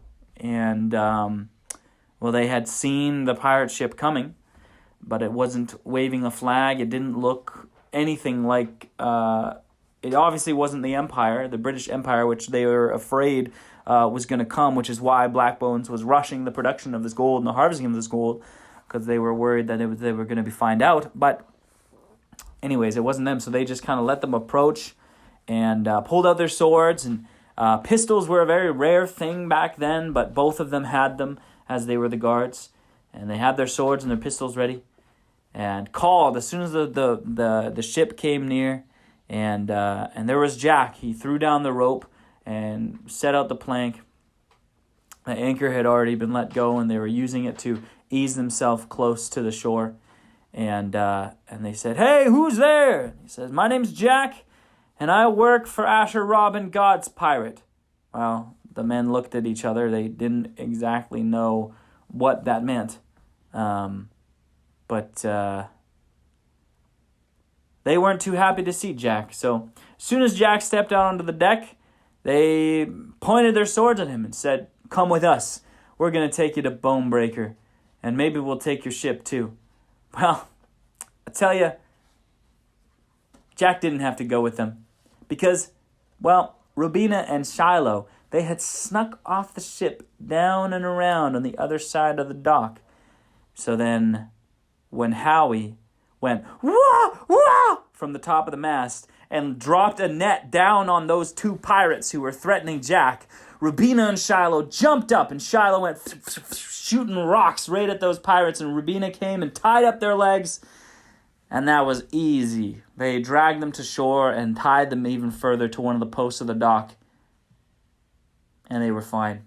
Well, this meant that Shiloh and Rubina could creep through the jungle along the path, up the path, but in the forestry adjacent to the path, they could creep up it toward the gold mine to meet up with Asher Robin and John Scott. Jack went down the beach with the God's pirate flag that Rubina and Shiloh and Judith had stitched, and it was on a long pole, and he had it hoisted and was waving so that the other pirates knew to go to his spot where he was. And he could see, as the afternoon waned and evening came, he could see those other pirate ship coming. They had kept their word that they would come when Asher Robin had told them. They knew that if they had come before, they would have to go up against all of Blackbones' men by themselves. So this was a big deal. And of course they were terrified of Blackbones, but on their own, they would be scared. But together, while the pirates, they were filled with courage. I guess it's the kind of courage that comes from greed. Greed makes you do silly things. And so they were greedy, and they wanted to share the treasure that Asher Robin had promised them. Anyway, so they were on the way. Things were falling into place. But what Asher Robin didn't know was that Blackbones was soon to show up. Well, just about when Jack had started walking down the beach and Shiloh and Ruby had started walking toward the camp, Blackbones' boat round a bend near the shore. Well, it was very clear he wasn't going to be docking there. He almost didn't want to anyways. So Blackbones came in a skiff, landing at the shore near. And with some fierce, large pirates, he surged up the path towards the gold mine. And this is where things started to happen. You see, John Scott, Asher Robin, they decided, like I had told you, they were going to start a ruckus, of course, something to distract all the other pirates. But Blackbones, he had shown up before they had even started, and he was looking through the crowd. And,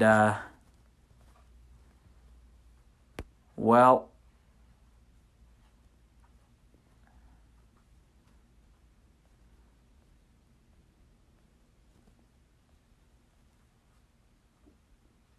some pirates who were working with Blackbones, he told them to go look through the crowd, look for an infiltrator. It's as if he knew what the plan was, and he had heard it. The rumors were going around. Some young pirate kid had hired a whole bunch of pirates from a different covert to go and pillage the gold. Well, he wasn't about to let that happen, so he was looking for this pirate kid. Well, there was only a few. Asher Robin was surely the youngest face in that entire gold mine, the crew of slaves, and so he was found quickly. He and John Scott. the pirates took hold of him and brought them before Bonebreaker and Blackbones. Now, this might sound very terrifying, but you don't need to be terrified, because who is on Asher Robin's side? God. That's right, he's God's pirate. So I tell you, when John Scott and Asher Robin were grabbed, and when they were brought before Blackbones and Bonebreaker, Asher Robin's heart started to beat so hard, because he was probably feeling what you're feeling right now, a little bit of terror. But that was when Shiloh, being the crazy little kid that he was, he thinks he could take Blackbones. So Howie yelled, "Whoa!" And Shiloh jumped out of the bush with a rock in his slingshot, fired it right at Blackbones. Shiloh was an amazing shot, of course. You know this. He could hit a pirate from any far away. But as the rock was whizzing through the air, Blackbones turned and caught the rock with his hand. Like I said in the first book, Blackbones is a fierce pirate. He caught the rock and he looked at Shiloh and growled. Well, this was rather terrifying. But that was when John Scott, with all the courage he could, yelled, "Now!"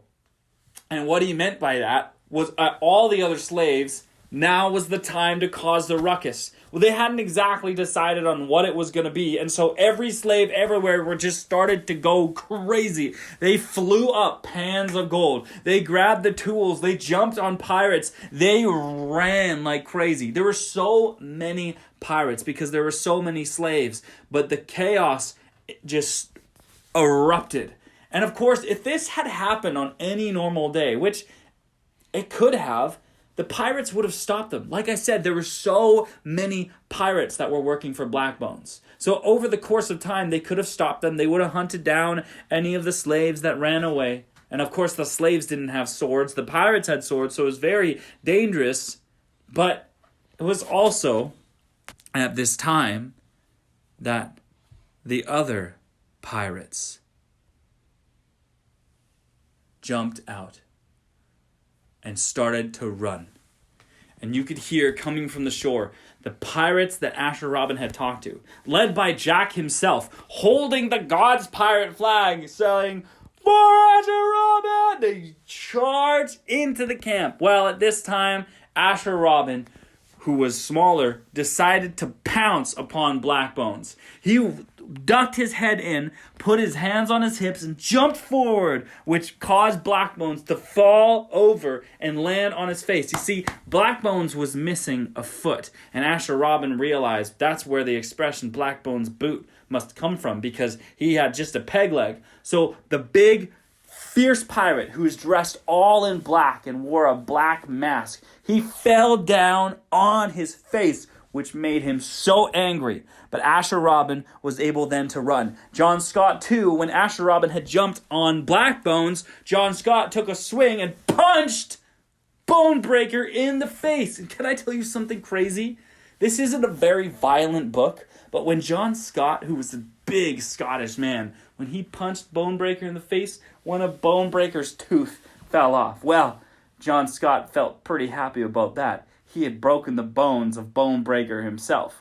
That's a pretty difficult situation, or a difficult sentence to say, but John Scott had did it. Anyways, chaos had erupted. Like I mentioned, the slaves were going crazy, knocking things over, jumping on pirates. And then you had the other pirates running from the shore. Well, this was the signal. Excuse me. This was the signal that now the slaves, they needed to stop attacking and start running. They knew that as soon as the other pirates came and started to attack Blackbones' pirates, the slaves would run to the beach. That was part of what John Scott and Asher Robin had determined. And just before, so anyways, then they start running, and they're going. Shiloh runs, and as he's running, his papa catches up to him, and they're so happy. His papa grabs him and holds him as they're running toward the beach. And Shiloh says, "Papa, it's you." And he says, yes, it's you. And his mama is nearby, and it's amazing. Judith is on deck, and they just start taking in slaves into Asher Robin's pirate ship. Asher Robin is there, Jack is there, John Scott is there, and they're just filing slaves in onto the deck and down to the decks below. Well, it's pretty clear soon, again, there's chaos up at the gold mine, right? But it became very, very clear that they weren't going to fit all the slaves in Asher Robin's boat. But Bonebreaker's boat was right there. And so Asher Robin said to John Scott, would you take this and captain it? John Scott said, of course. And so the rest of the slaves loaded in there. And you might be thinking, wow, Asher Robin is stealing Bonebreaker's pirate ship? Well, at this point, I can tell you, all pirate ships are stolen from other, whether it be fishing vessels, whaling vessels. So it'd be like stealing a stolen thing. It's like stealing a stolen thing, right? Already stolen. Exactly, but it's from the bad guy, and he's going to use it for a good purpose. So Asher Robin quickly prayed and said, Lord, I don't mean to steal this, but we need this, and I believe it's you have provided this for us. Anyways, so he, with a clear conscience, loaded the rest of the slaves up. But just then, as they were getting the last of the slaves down, they realize Rubina's not there. And Asher Robin is looking around, and Shiloh says, where is Ruby? She was up there with Howie, but something must have happened. And so Shiloh's papa, who I guess we should give a name to, and Asher Robin, they decide they're going to run back and look for Ruby. No pirate left behind, right? Set the captives free. They weren't going to let Rubina become a prisoner of Blackbones. So they ran back. Asher Robin told John Scott to set sail. And so he started up. And Jack, who is manning Asher Robin's ship, he said he would wait for Asher Robin to come back. Well, Asher Robin and Shiloh's papa ran up the beach as fast as they could. And sure enough, they could see Howie was there, and he was yelling, and there was Rubina at the foot of a tree with her sword drawn, and she was fighting away pirates, all kinds of pirates. Good pirates. Wow, they're all bad pirates, but you know what I mean. Asher Robin's pirates that he had hired from the Covert, and also Blackbones pirates.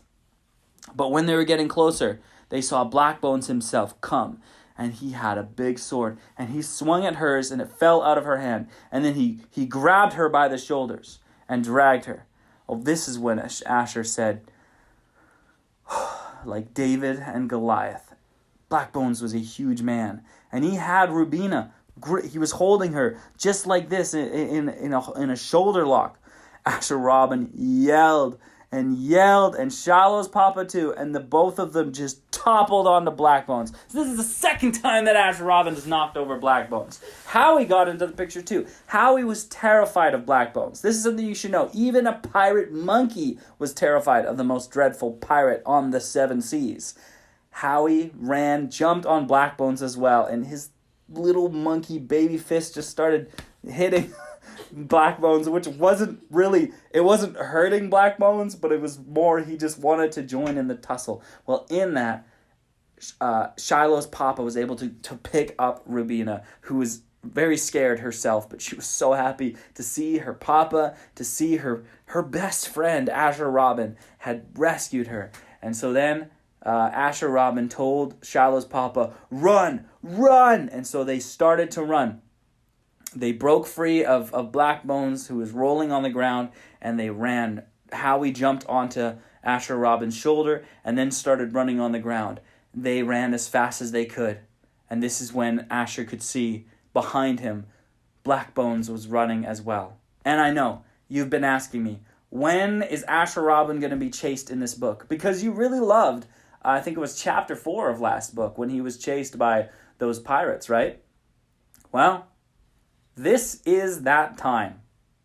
Asher Robin told Shiloh's papa and Rubina that when they got back to the ship, and this is all very fast, he yelled, when you get back to the ship, make sure you tell Jack to set sail. I will catch up with you. God will be with me. And so Shiloh and Rubina or Shiloh's papa, who was carrying Rubina, and Howie, they ran on ahead, and Asher Robin hoped that if he turned to the side, Blackbones would follow him too.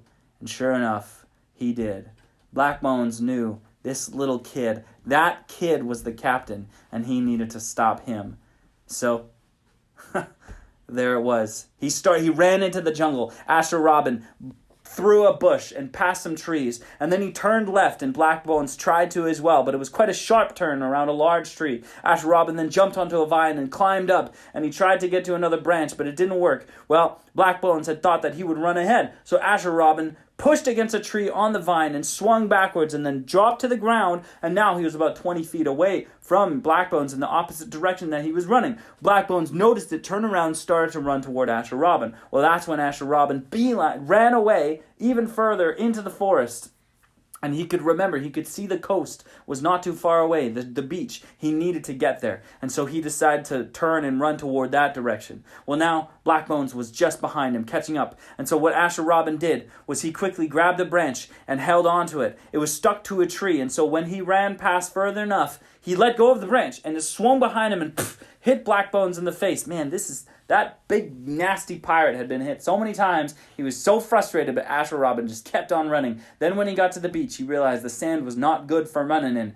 But Blackbones had a peg leg, so he was really hoping he wasn't going to be able to run in the sand. Asher Robin ran straight through the sand toward the water, because then he could run through the water into where the dock was.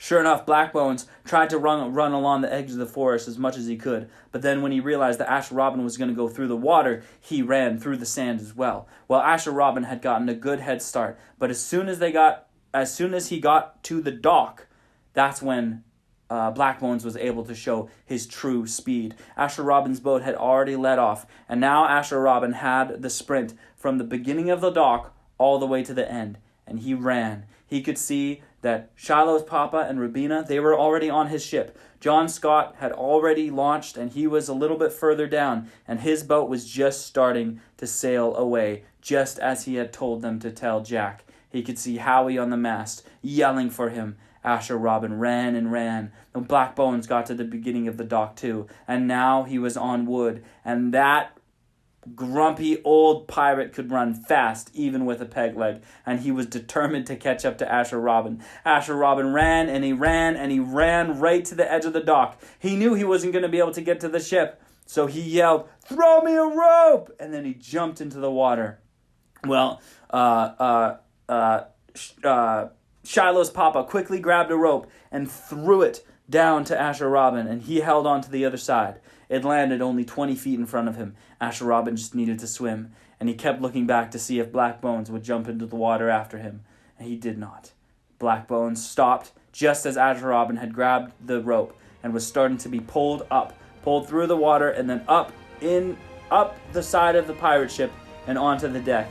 And Blackbones stood there and watched as Asher Robin and the rest, the entire company of slaves, had got away, sailed away from Blackbones' gold. With who? Asher Robin made it. That's right, yeah, Asher Robin, he made it. I'll try to find a better way of saying that, but he made it to the deck, and he hugged Shiloh's papa and Shiloh and Rubina and Judith and everybody he could. He hugged and he fell down to his knees and started to cry. He was a tough pirate boy, but he didn't cry often. These were tears of joy. And he said, praise God, he has set the captives free.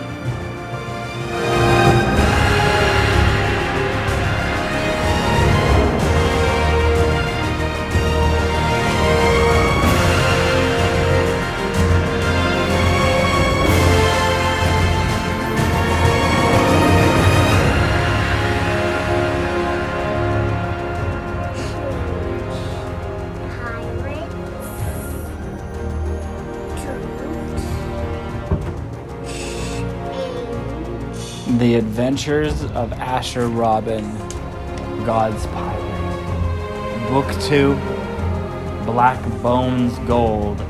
Chapter 8. The second chapter of Acts. Well, we had a very exciting chapter last time we were together about setting the captives free. Now Asher Robin had indeed not only rescued Rubina and Shiloh's parents, but by the mercies of the Lord God in heaven, he rescued a few hundred slaves. Probably about 200 total. That's a lot. He filled up his pirate ship. He filled up the other pirate ship. And now they were sailing away. Well, the first job was to find a place where they could get enough food. You see, they didn't have nearly enough food for everybody. But, of course, these slaves who were freed, they were already very hungry and used to very small rations of food. But still, they needed more. Well, that was the first trouble. I suppose it's not really a trouble compared to what they had just gotten from. Eventually, Asher Robin wanted to talk to every single one of these people, these men and women, and find out where they were from, have them show him on a map. And he wanted to mark on the map everywhere where people were from, and he would stop along the way and drop them off. That was his plan. But plan number one was to get as far away from Blackbones as possible. And plan number two was to find food. Well, regarding the first one, there was a little bit of a fear that Blackbones would pursue them. But of course, Blackbones' heart was more for his gold. And so he, after the battle on the shore at the gold mine, after it had settled, tons of pirates got away with tons of gold. Barrels and chests full of these golden nuggets, which, of course, you couldn't really go to a market per se, but you could go to smiths, you could go to castles, you could go so many different places and sell this gold. So the pirates knew how valuable this was, even if it was raw, even if it was unrefined, even if it was not turned into golden coins or golden bricks. They knew that this gold was very valuable. And so they, ship by ship, they filed out. Yes, there was great battling, of course, but eventually most of the pirates that had come had gotten away, and that was that.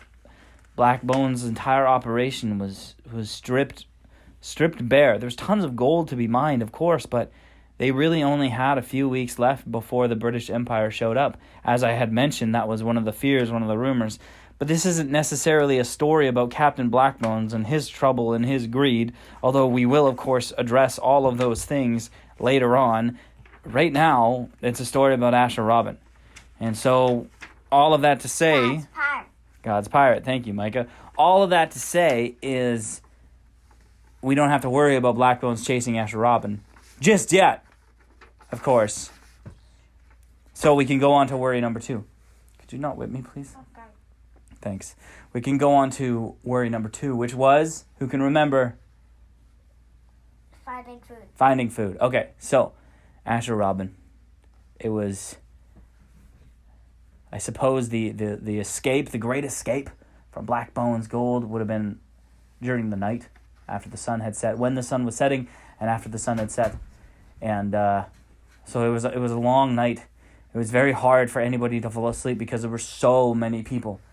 And it became very clear that they would need to land somewhere soon to offload everybody, maybe build some tents and stretch out and go find some food. But Asher Robin, he knelt and he prayed that the Lord God would distance them from Blackbones' gold as much as possible. And that night, I tell you, a great western wind came up over the sea, and it pushed them far and fast into the east, which is where they wanted to head southeast, because they had headed northwest to get to the gold. Now they wanted to head southeast, back in the opposite direction from whence they had come. And so, overnight, they had traveled a great distance, and probably put 2 days worth of regular seafaring behind them. And so when the morning came and the sun started to rise, they anchored, and they started to offload people, anybody who wanted to go to shore, really. And the men were more than willing. Some went out to fish along the shore, and some went into the jungle, because of course they had landed where there was jungle. They stayed by they had gone to the open sea, but when the morning had come, they had spent a few hours coming back toward where there was land, the mainland, and there was a nice jungle there, and they were able to find food, lots of bananas, lots of coconuts, the classic Grapes. kind of stuff. Maybe they found grapes growing along the ground, little dark blue ones. But yeah, so they were doing. Blackberries. I don't know if blackberries are in the same part of the world that bananas are. But anyways, so they were doing well. They were able to stock up just provisions they needed. Plenty of fish were found, and maybe a fella even found a crab.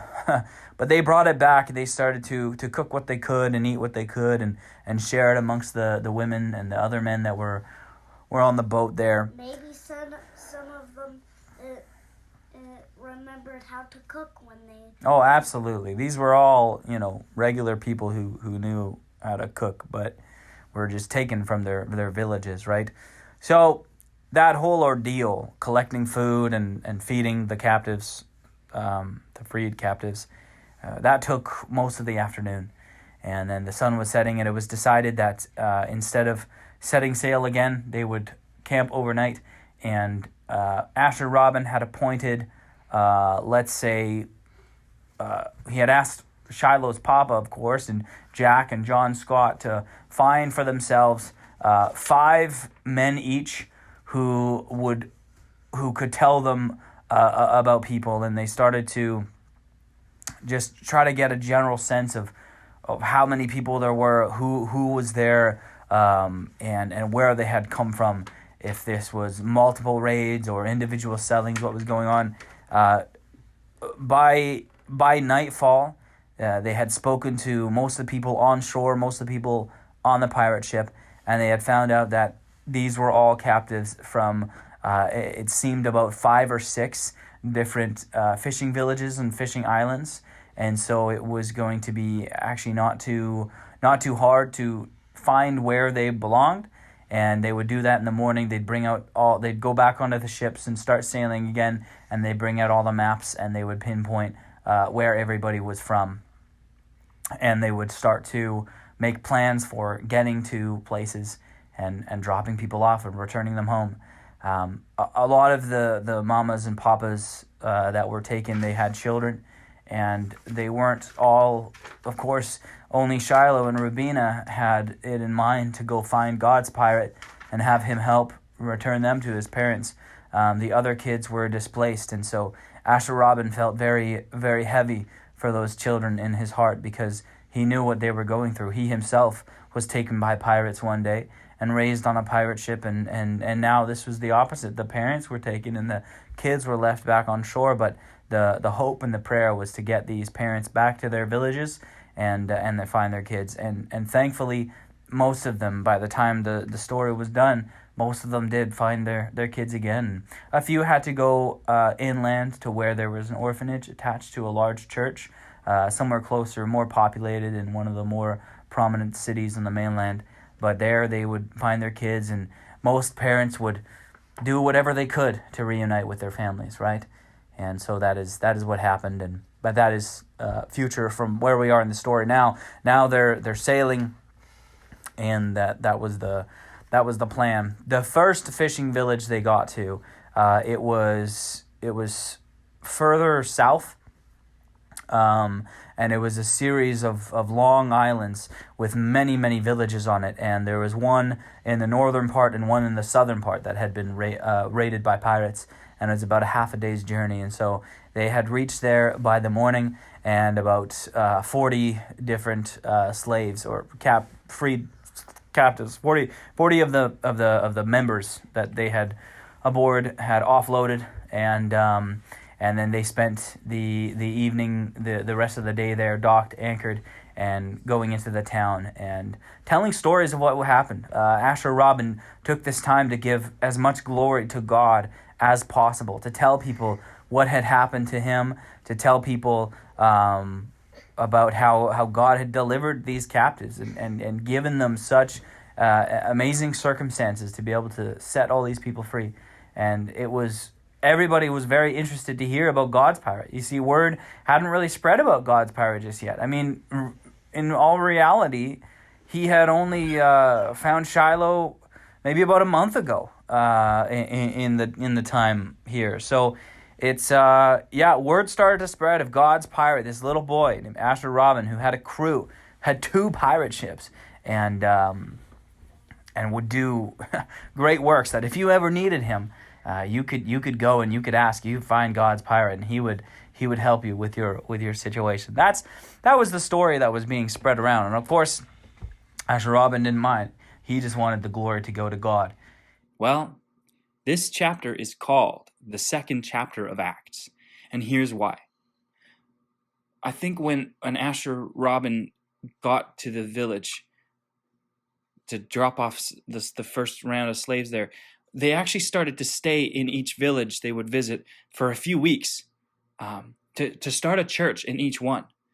Well, Asher, he had read through the book of Acts as a sort of Bible study on his ship every night on their way there, and saw this as that's what Paul did. So that's what he wanted to do. That's what he did, starting churches. And he saw Paul do that in the book of Acts.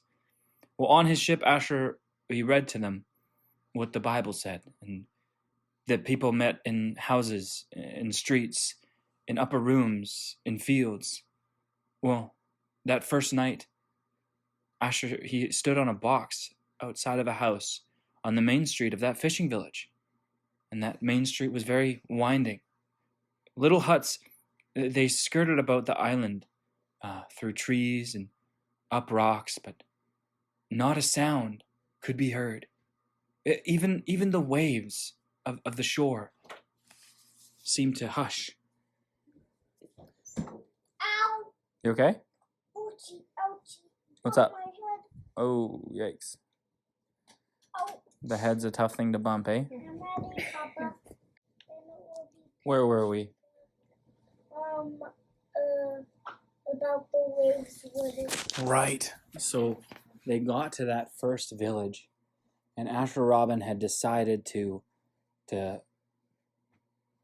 start a church there, just like the Apostle Paul did when he went to different lands and islands and peoples. He would start a church with the people who loved God there, and he would teach there for a little while. So, reading through the Bible, finding out that that's what the Apostle Paul did, Asher Robin, he wanted to do that. Well, that was something he kept in his mind. But right then and there, everybody was in front of him, and they were listening to those stories and those tales that he had said about the great rescue of God's pirates rescuing all those slaves.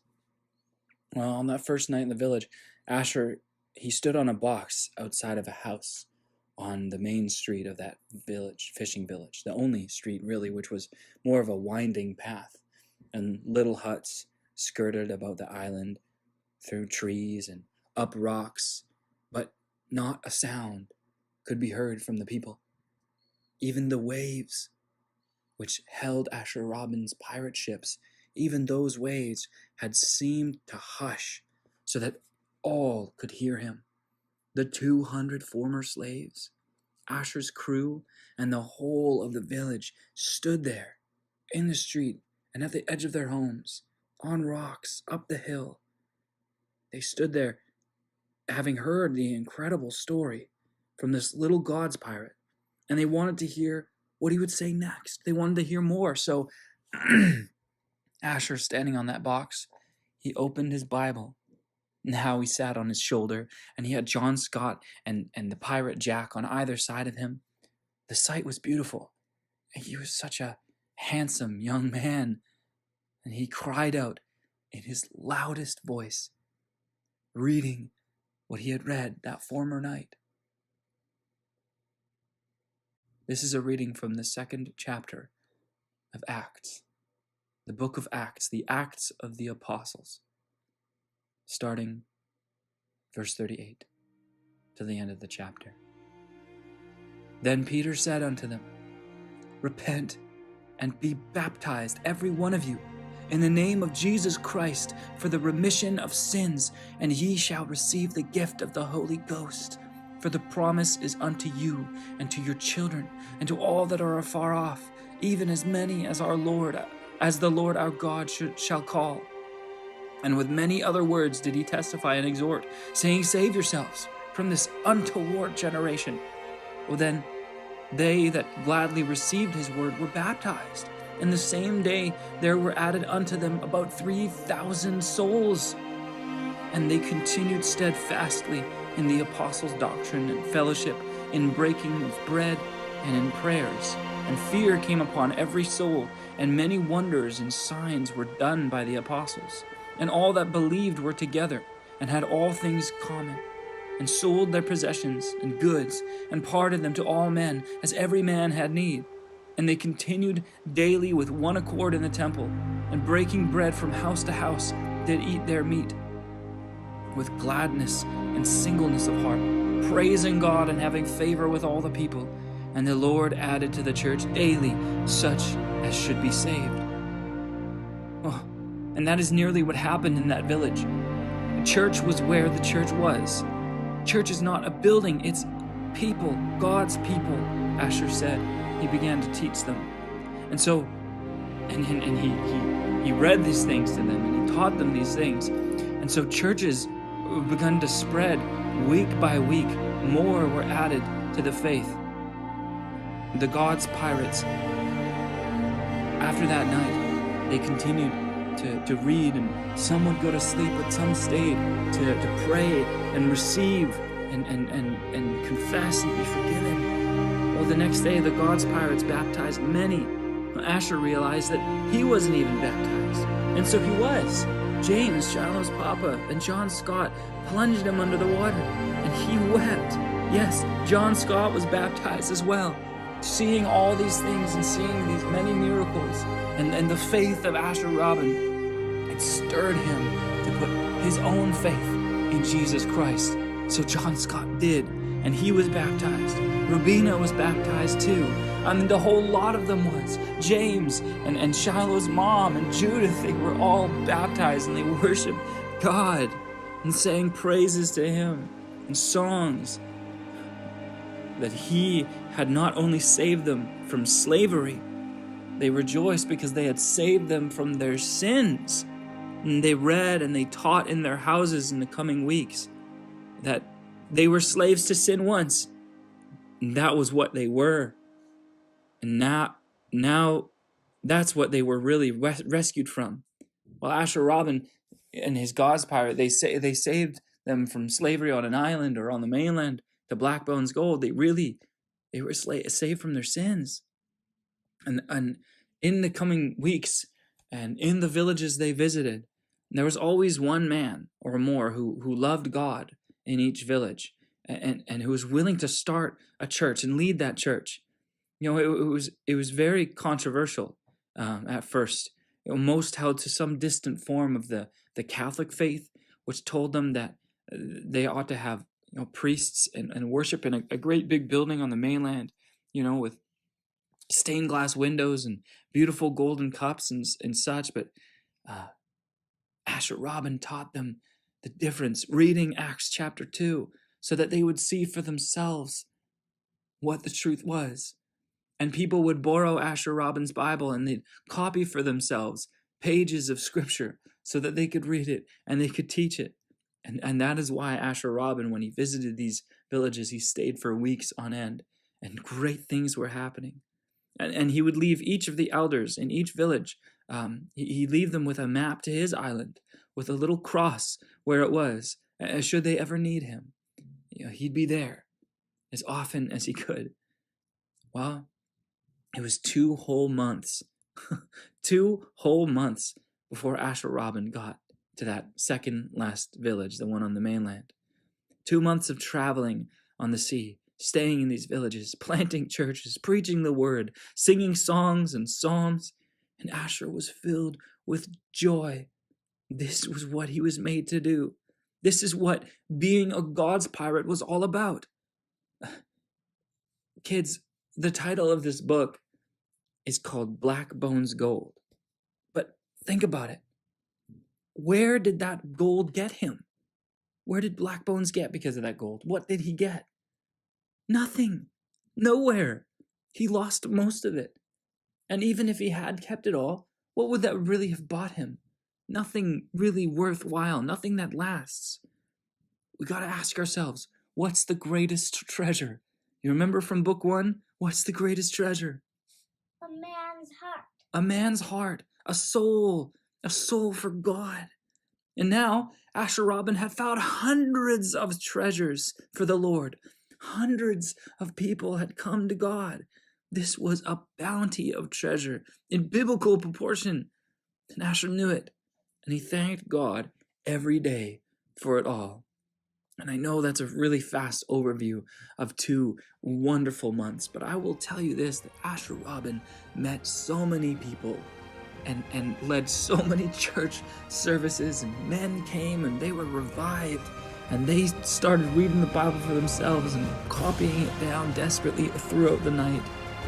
And there's so many songs sung, so much bread broken, communion done, and baptisms. The 2 months was glorious. So much treasure found. So much treasure. But at last, they had come to that village on the mainland, the second last one on the list. And I tell you this one specifically because it has to do with our next chapter. Because Asher, on that mainland, he ran into an old friend, Samuel Sparks.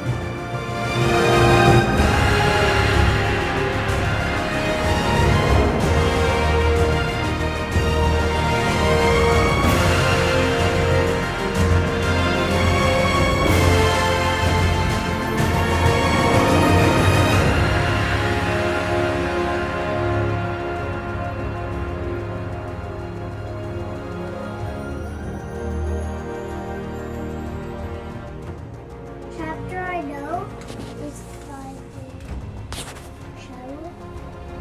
Yeah. The Adventures of Asher Robin, God's Pirate. Chapter 9.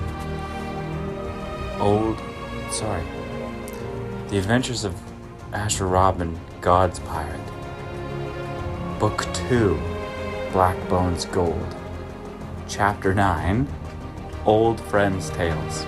There's so much to introduce that I'm constantly forgetting it.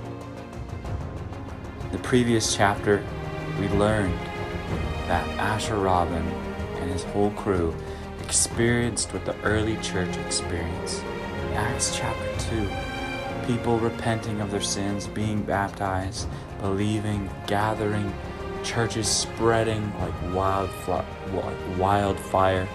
It was very exciting. There was a church at every single one of these villages. All the slaves would go into those homes, and sometimes there'd be 2 or 3, and all the former slaves would gather, and they were now Christians and saints, and they were once fishermen, or they were once whalers, or they were once something, taken by pirates to work in Blackbones gold mine, taken as slaves, but now freed from not only the captivity of Blackbones, but from the captivity of their sins. And it was revival, and it was exciting, amazing. Like I said, they got to this second last village, and there was a very small amount of them at this point, only about 30 people left outside of Asher Robin's crew. And they were very excited to get to the next village. And this is the part. So the title of the chapter is what was it? It was Old Friends' Tales, right? And this is the part that's kind of cool. When they had gotten to that village, there was someone there that Asher Robin knew. and he was working at one of the docks, receiving the ships and whatnot. And when he saw Asher Robin, he was so excited, and he yelled out, and he ran toward Asher Robin when he come off the ship. Asher Robin said, "Samuel Sparks, is that you?" And it was Samuel Sparks. You remember Captain Sparks from the first book. He was actually the captain of the ship that Asher owned right now. They hugged each other so happily. He said, "Asher Robin, God's pirate, is it ever good to see you, my friend, my dear friend?" Asher Robin asked him all about how he was and what he was doing there. And Samuel Sparks said, I will tell you, but come with me, come." And so Samuel Sparks, of course, he greeted Shiloh and Rubina, and he did greet Shiloh and Rubina's papa as well. Now, if you'll remember, Samuel Sparks had actually taken Shiloh and Rubina's parents. And so it was a little tense because that was done before he was a Christian. But Shiloh's papa didn't really know. And so he was actually kind of angry when he first saw him. And Asher Robin turned to Shiloh's papa, whose name, again, we need to name this guy. What's his name? Tintin. Tintin? Yeah. That's already taken by the boy Tintin from those books, I feel like. But we could call him Titus. I don't know if we used Titus before. Have we done that? Yeah, the other guy from the whaling ship. Titus? You're right. The captain from the whaling ship was Titus. Wow, your memory is phenomenal. Okay, what's another name that we can use for Shiloh's papa? Buddhist? Buddhist? That sounds too much like a Buddhist. Like somebody who worships Buddha. So we don't want that. Jimmy? Yeah. Jimmy sounds a little modern. What if we just called him James? Jimmy is short for James. Everybody's cool with James? Yeah. All right, so Shiloh's papa, James, finally, he has a name. He was a little bit angry, and so Asher Robin turned and said, Sir James,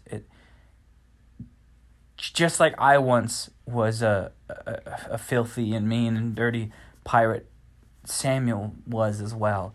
And I tell you, this isn't the same man that took you. This is a new man. This is a man who's been changed by Jesus. And I guess you must know at this point that, well, God can save anyone. And God saved me, and God saved Samuel here. And now we're brothers in the Lord, as the Bible says. Well, James still wasn't too fond of it, but it was hard to argue with Asher's reasoning. I mean, Samuel had cut his hair, he had shaved his beard, he looked kinder, he smiled more, and he didn't look like a pirate. He was still missing his hand and still had a hook, but he looked just like a nice, gentle man, and he sure was. Anyways, so that interaction happened. And we might flesh it out a little bit more with some real dialogue when it comes to actually writing this down. But for now, that's where we left off. So, anyways, Samuel Sparks, he took Asher by the hand and said, "You got to come with me." And he ran up the shore to a little home. It was attached to this large building. There was a little door that led into a little basement suite of this building, and in there was a woman and a child who was actually 15 years old. So he was older. He wasn't a child. He was a teenager. And Samuel said, "I'd like to introduce you to my family." He was very quiet, very shy. And the woman, when she saw Asher Robin, she yelled, "Is this him?" And she started to cry, and she came and hugged Asher, and she kissed him on the head so many times. And she said, "My name is Heather, and you are the one who brought my Samuel back to me." You see, this is when Asher Robin sat down and learned that Samuel Sparks, when he was a young man, and when he found out that he was about to be a father, he was afraid, and he ran away, and he fell into some trouble with the law, and it became very clear that the only thing he could do was to run away from the law and become a criminal. become a pirate. And that's what he did. And he slowly worked his way up to become Captain Sparks, the man who had a fling for cannons and would shoot like crazy, 10 times, they'd say, as the tales told. Excuse me. So anyways, this poor Heather woman, for 15 years, she had raised their son, whose name was... Any suggestions?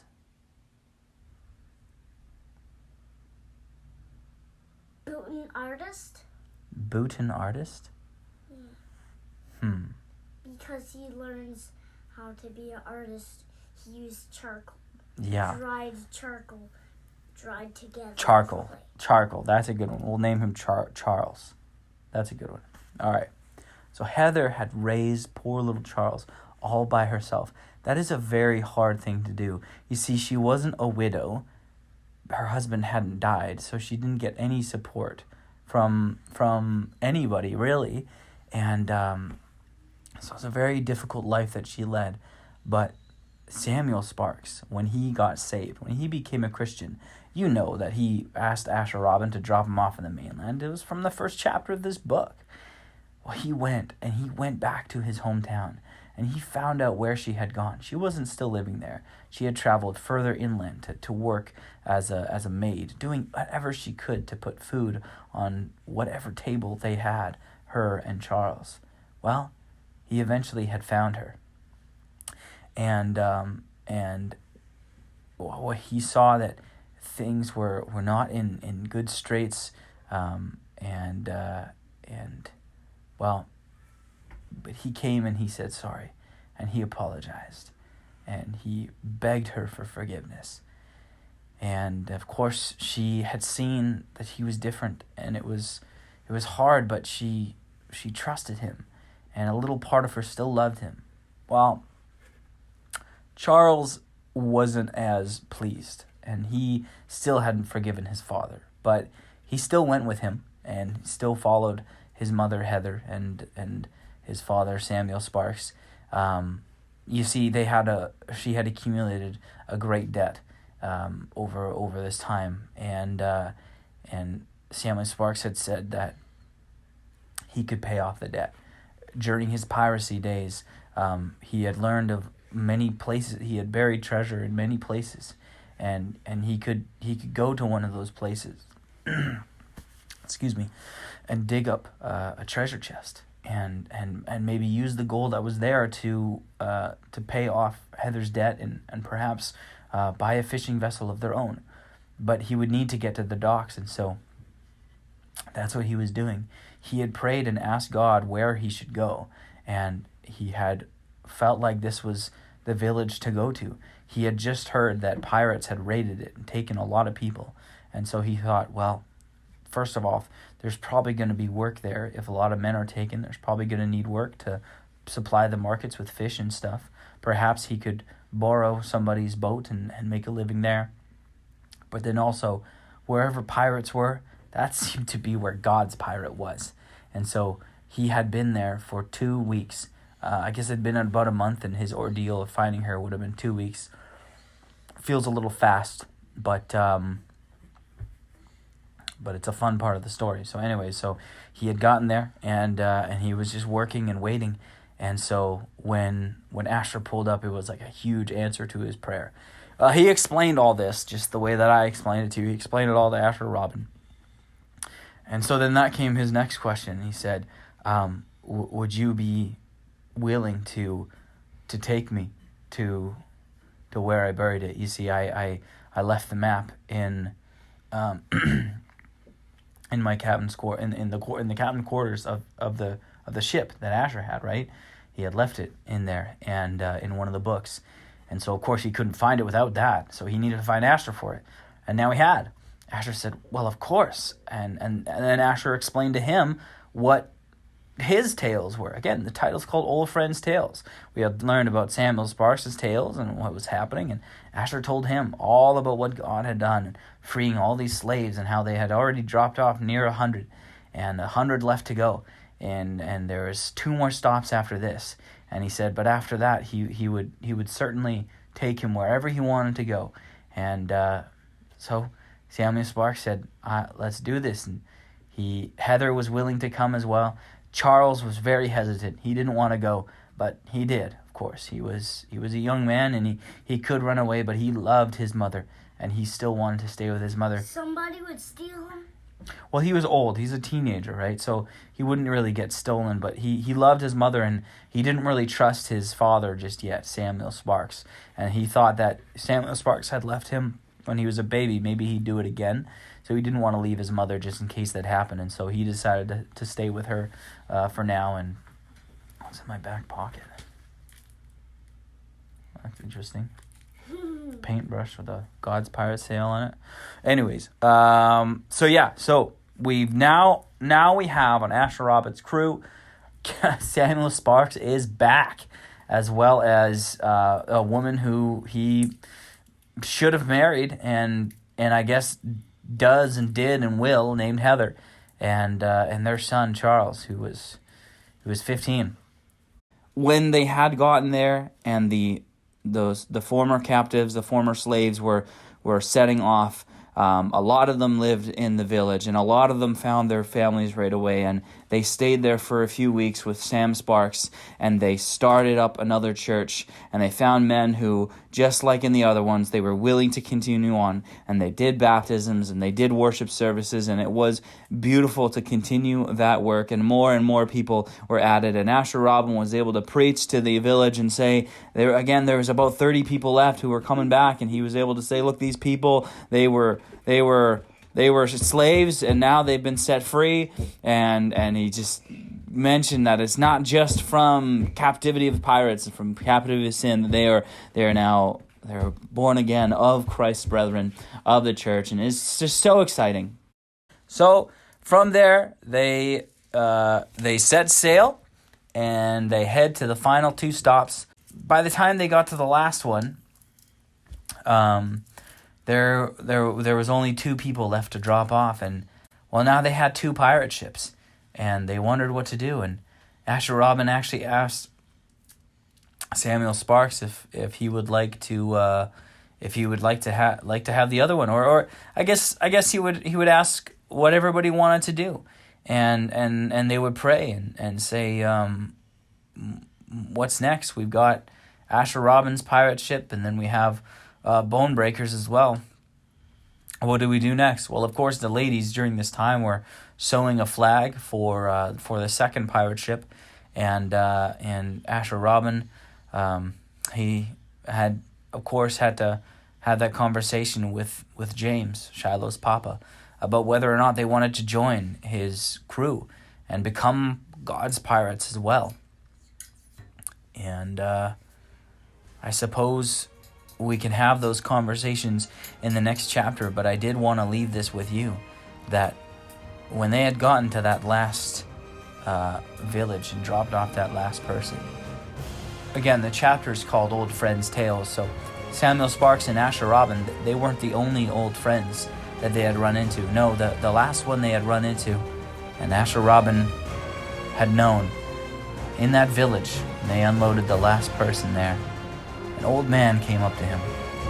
Long, white hair, balding ear, shaggy white beard, pale eyes, and a smile. He said, "Asher Robin, aren't you God's pirate?" Asher Robin recognized the voice. He turned, he was on the dock at this point, turned and looked. Sure enough, there was old Mr. Seabones.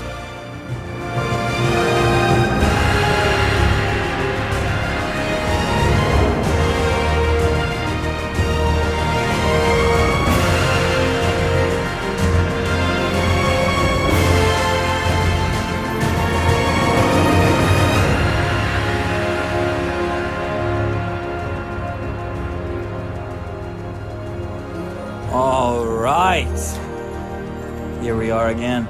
The Adventures of Asher Robin, God's Pirate. Book 2, Blackbones Gold. Chapter 10.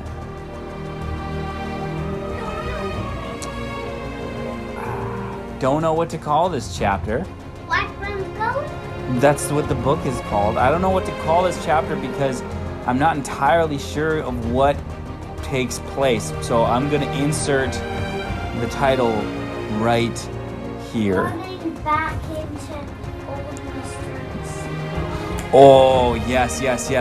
Old Seabones New Tales. That's right. Chapter 10, Old Seabones New Tales.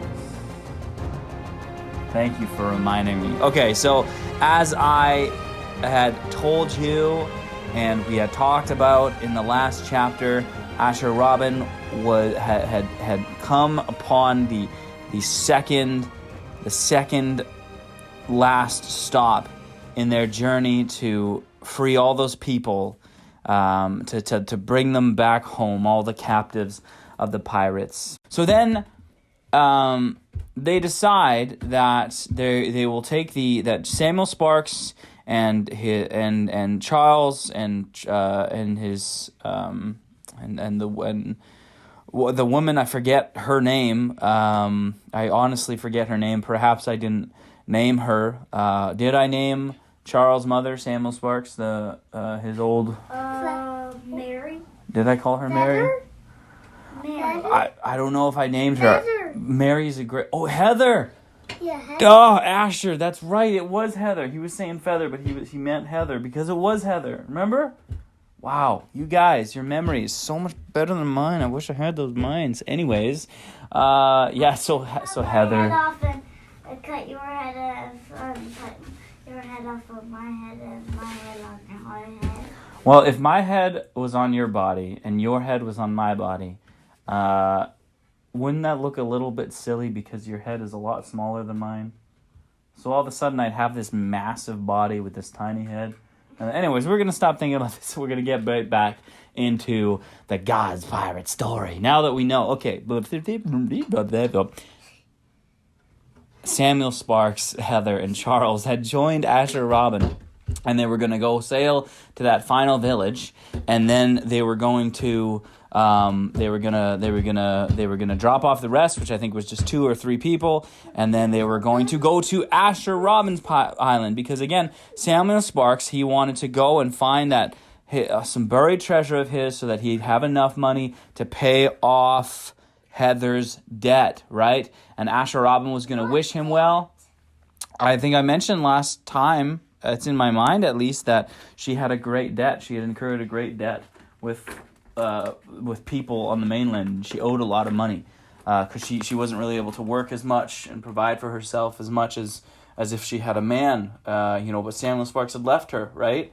And so she was really in a tough place. And so anyways, so they were going to go, and he was going to find some of his pirate treasure and pay off the debt and whatnot, and then possibly use the rest to, buy a vessel, buy the ship off, yeah. So anyways, they were going to go, and they were going to drop everybody off, like the rest of the people off at Asher Robin's island, have a little bit of downtime. But that is not this chapter. I think that's next chapter. That's Chapter 12? That'll be chapter 11, and that'll be the last chapter of the book, actually. I don't think we're going to hit 12 because when we get there, we are getting way ahead of ourselves here, but it is mind-blowing what is going to happen. And I don't know what it is, but it's going to be mind-blowing because... Can you just get back to... Sorry, I'm trying.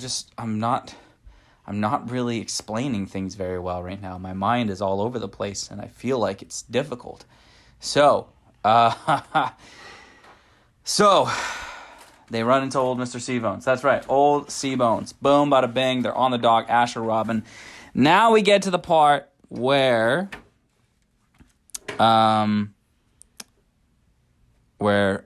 old Seabones and Asher Robin meet. Their meeting is a little strange. Remember, old Seabones had really encouraged Asher in chapter 6 of book 1 that pirates can't be saved. And so Asher Robin was actually very excited because he was able to greet old Seabones and show him Samuel Sparks. Say, look at this man. He was once a pirate, but now he's not. He is a Christian, and if he is going to be a pirate still, he will be God's pirate like myself. You see, God can change pirates, and he can forgive pirates. Seabones laughed, and said, "Well, I'm glad that your work is going well. I want to tell you about my work." And he went on to tell him about what he did when he got to the mainland. He went and he met up. He said that he met up with some old friends and just kind of got his bearings and ate a whole bunch of different food because he didn't have really anything when he was marooned on that island, you know. But then he said that he wanted to get back into being a pirate again, but he was so encouraged by Asher Robin. He didn't really want to be a bad pirate. He just wanted to be a trader, you know, like a merchant, and bring things from one place to another, and he wanted to do relatively good work. That's what old Seabones was saying. And so these were new tales, and it seemed like a newer Seabones. Just a very different old man, and Asher was kind of excited. So what old Seabones said was that he would be willing to go with Asher Robin. He would go with Samuel Sparks, right? And he would go with him, and they would go to Asher Robin's island. And he said he would sail with him. In fact, he would actually love it if they could stop off and pick up some of his old buried treasure so that he could buy that boat off of Asher Robin, off of Samuel Sparks. And that's how he can start up his career again. And that seemed very amicable. And yeah. So after the conversation with old Seabones and hearing his new tales and his new plan for his business, and it was kind of exciting, it was decided that he would go with them. And there was only 2 or 3 people left, captives left to drop off on that old village. And it was the one closest to Asher Robin. It was actually the one on the mainland that he had gone to all those times ago, the same one that he had dropped Seabones off at. And it's hard to say or whether or not Seabones wanted to be found, but he surely was, and he joined. And what happened next was Asher Robin did what they usually do, and he wanted to start a church, but there was very few people, and they actually didn't even live in that village. They lived nearby rurally, and they were just people who were taken up, and the village was larger, and so the pirates had only really picked people off from the outskirts of the town, the poor folk, and so they went out. They went back to their dwellings, and there was in that village, however, a lot of kids, and I think perhaps I remember Asher Robin speaking to one of them back in the day, and maybe it wasn't the same village or not, but there's a lot of kids, and one of them was absolutely without a home. And when Asher Robin had started this church and started preaching, very few people had come. But those who did come were people who, honestly, they probably would have come and listened to Jesus. There was 2 widows and about 5 children in between them who didn't have homes, really, and they were very poor. And they were listening to this story about pirates being rescued, and it was and pirates being saved and slaves being rescued, and it was fascinating to them. And a few of the leaders of the village came, and they didn't really want anything to do with it, and so they left. And Asher Robin, and then one of a leader from a local church came, a Catholic church, and he was all dressed up in a black robe, and he waited and he listened. And then once Asher was done sharing what had happened to the people who gathered around, he came and he said, "Little boy, this is an interesting story. Tell me who is your father? Who is your parishioner?" And that means, I guess, the religious oversight. And Asher Robin didn't know what that was. He hadn't heard those terms, and he said he wasn't sure who his father was, but he was raised by the pirate Captain Griffin. And then he said the Asher Robin had met those widows, and he mentioned to this religious leader, he had said, "Hey, these widows are without food and home. Perhaps the Lord has led you to come and listen here today to meet them, and maybe your your church or your the gathering of believers that you lead, maybe they can help her out. As we can see in the Bible, we're very much supposed to take care of widows and orphans. Seems to me much of what being a Christian was, is taking care of those people, said Asher. And he certainly had a heart to take care of orphans. He himself was one and wasn't really taken care of, and so he wanted to do for others what he didn't have for himself. And the religious leader said that the husbands of these wives who had passed away were wicked men, and they wouldn't support their wives or children because of that. They weren't a part of the church, and they actually used to be pirates, maybe they used to be criminals. And Asher Robin was kind of puzzled by this, because he didn't see that as a reason to punish the needy. And so anyways, that conversation kind of ended, and the religious leader just left, and he felt it in his heart that he should invite these 2 women and their 5 children to come to the island and to live with them. And he said, it's a beautiful island, and you will love it. And we have another widow with us. Her name is Judith. And he went and got Judith, and Judith came, as well as Rubina and Rubina's mother, whose name we'll call her Mary, right? Rubina's mom was Mary. And they met these 2 other women, and Heather was there, and all of a sudden Asher Robin realized that this, it was more and more of seeing what God was doing through him being God's pirate. It was taking care of the people who were missed, taking care of the people who needed to be taken care of through the Lord. And so the women and the children, they had very little, and so they packed up what they did have off of street corners, and they set sail with Asher Robin and with the rest of them, John Scott and Jack and Judith and Martha and Rubina and Mary and James and Shiloh and Samuel Sparks and Charles and Heather. They all set sail, and Mr. Seabones. And thank you, and old Seabones as well. They all set sail toward Asher Robin's island, and of course, as I mentioned, Captain Sparks too. And of course, as I mentioned, upon Asher Robin's island, some great and exciting things happen in the next chapter, but we'll get to that in the next chapter. What happens? Well, it's the end of the book, and it's book 2. We know there's going to be a 3rd book. We know that. And so it's very much going to end with a cliffhanger. Do you know what a cliffhanger is? No.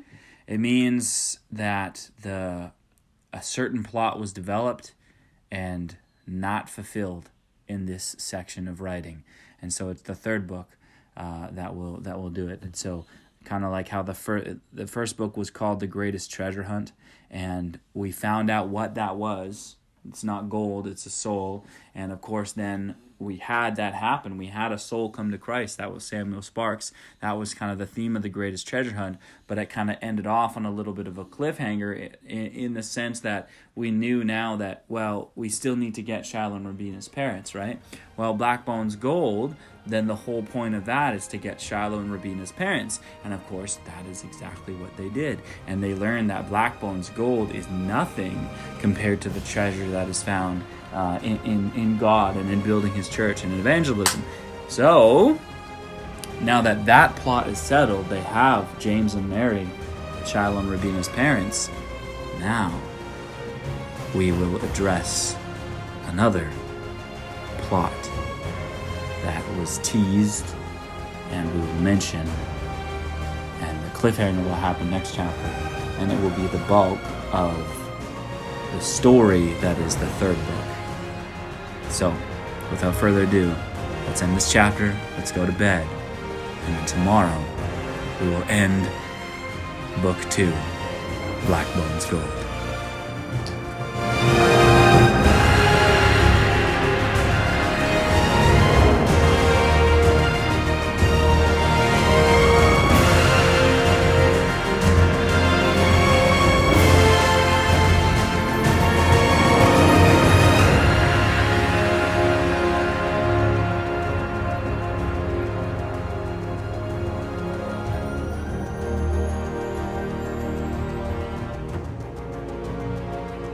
The Adventures of Asher Robin, God's Pirate. Book 2, Blackbones Gold. Chapter 11, Captain Blackbones returns. Well, here we are at the last chapter of Book 2. And this book has been very exciting, filled with gold and pirate fights, sneaking onto pirate ships, but all of that is over. And now, like we learned in the previous chapter, now Asher Robin and Shiloh and Rubina and their mama and papa James and Mary and Samuel Sparks and his son Charles and Charles' mother Heather and John Scott and the pirate Jack and Judith and her daughter Martha and those 2 other widows and their 5 children. They were all aboard those 2 pirate ships, Asher Robin's pirate ship and the pirate ship they had taken from Bonebreaker. They were on those ships, headed toward Asher Robin's island. And this is a very exciting chapter. It's a rather peaceful chapter. But I will tell you that someone comes to the island that Asher Robin did not expect. But we'll get to that at the end. For now, they come near. It's a couple days, or maybe it's just a day's worth of sailing, but they get there. And they anchor the ships just a little bit off the coast, and they all get into the skiffs and go onto the shore. Well, Howie the howler monkey was thrilled to see the island again. It had been so long since he had been there.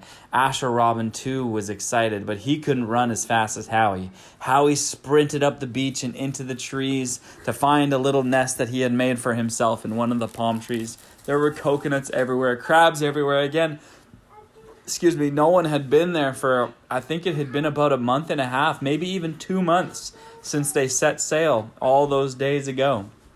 And so it was a rejuvenated island. It was looking lush. It was looking full, very overgrown. And you could tell the paths that Asher Robin used to walk in to get to his cabin, those were overgrown. And all kinds of critters were all over the place, but it still was home. Beautiful, with the big structure of rock in the middle, trees all around, the cave, the pools. It was amazing. And Asher Robin was so excited to be able to show all of his new friends, in fact, all of his new friends and family, because these really were his family members now. He was so excited to show them his island. Well, they needed to start building some homes. You see, he had promised the widows, as well as Martha and Judith, that, well, they were going to live there, and they were going to stay there, and they would have all the food they would need, because there's tons of fishing to be done. Everything would be provided for. They could work, they could sew things, they could make monthly trips to the local villages to buy supplies, to sell supplies. It was a great setup. So it goes like this. They should build part of. They should put a board and then put some wood up, nail, and then put a house. Perfect. Yeah, so they definitely need to work on building houses for them to live in. For the first little while, Asher Robin just converted. He had offered to have the ladies sleep in the cabin, but it was a very small little cabin that he had built for himself. And so the ladies opted to sleep on the ships until the men were done building shelters. And they would use some of the leftover planks from the pirate ships to build the sidings of the walls. And before long, it was all done and ready to move in. And they had different fishing excursions to gather up stores of fish. And what they did was they even connected a chain of different hollowed out trees and bamboo trees and whatnot to make a fresh water source where the women could use for the kitchen.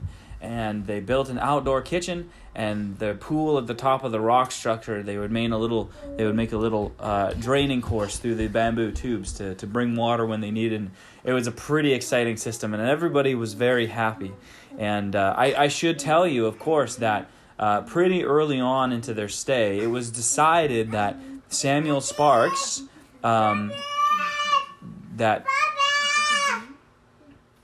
So while all those things and all those plans are very exciting, I should tell you about what happened the first night they got there. They got there in the afternoon, and like I said, they had taken skiffs to get to the island.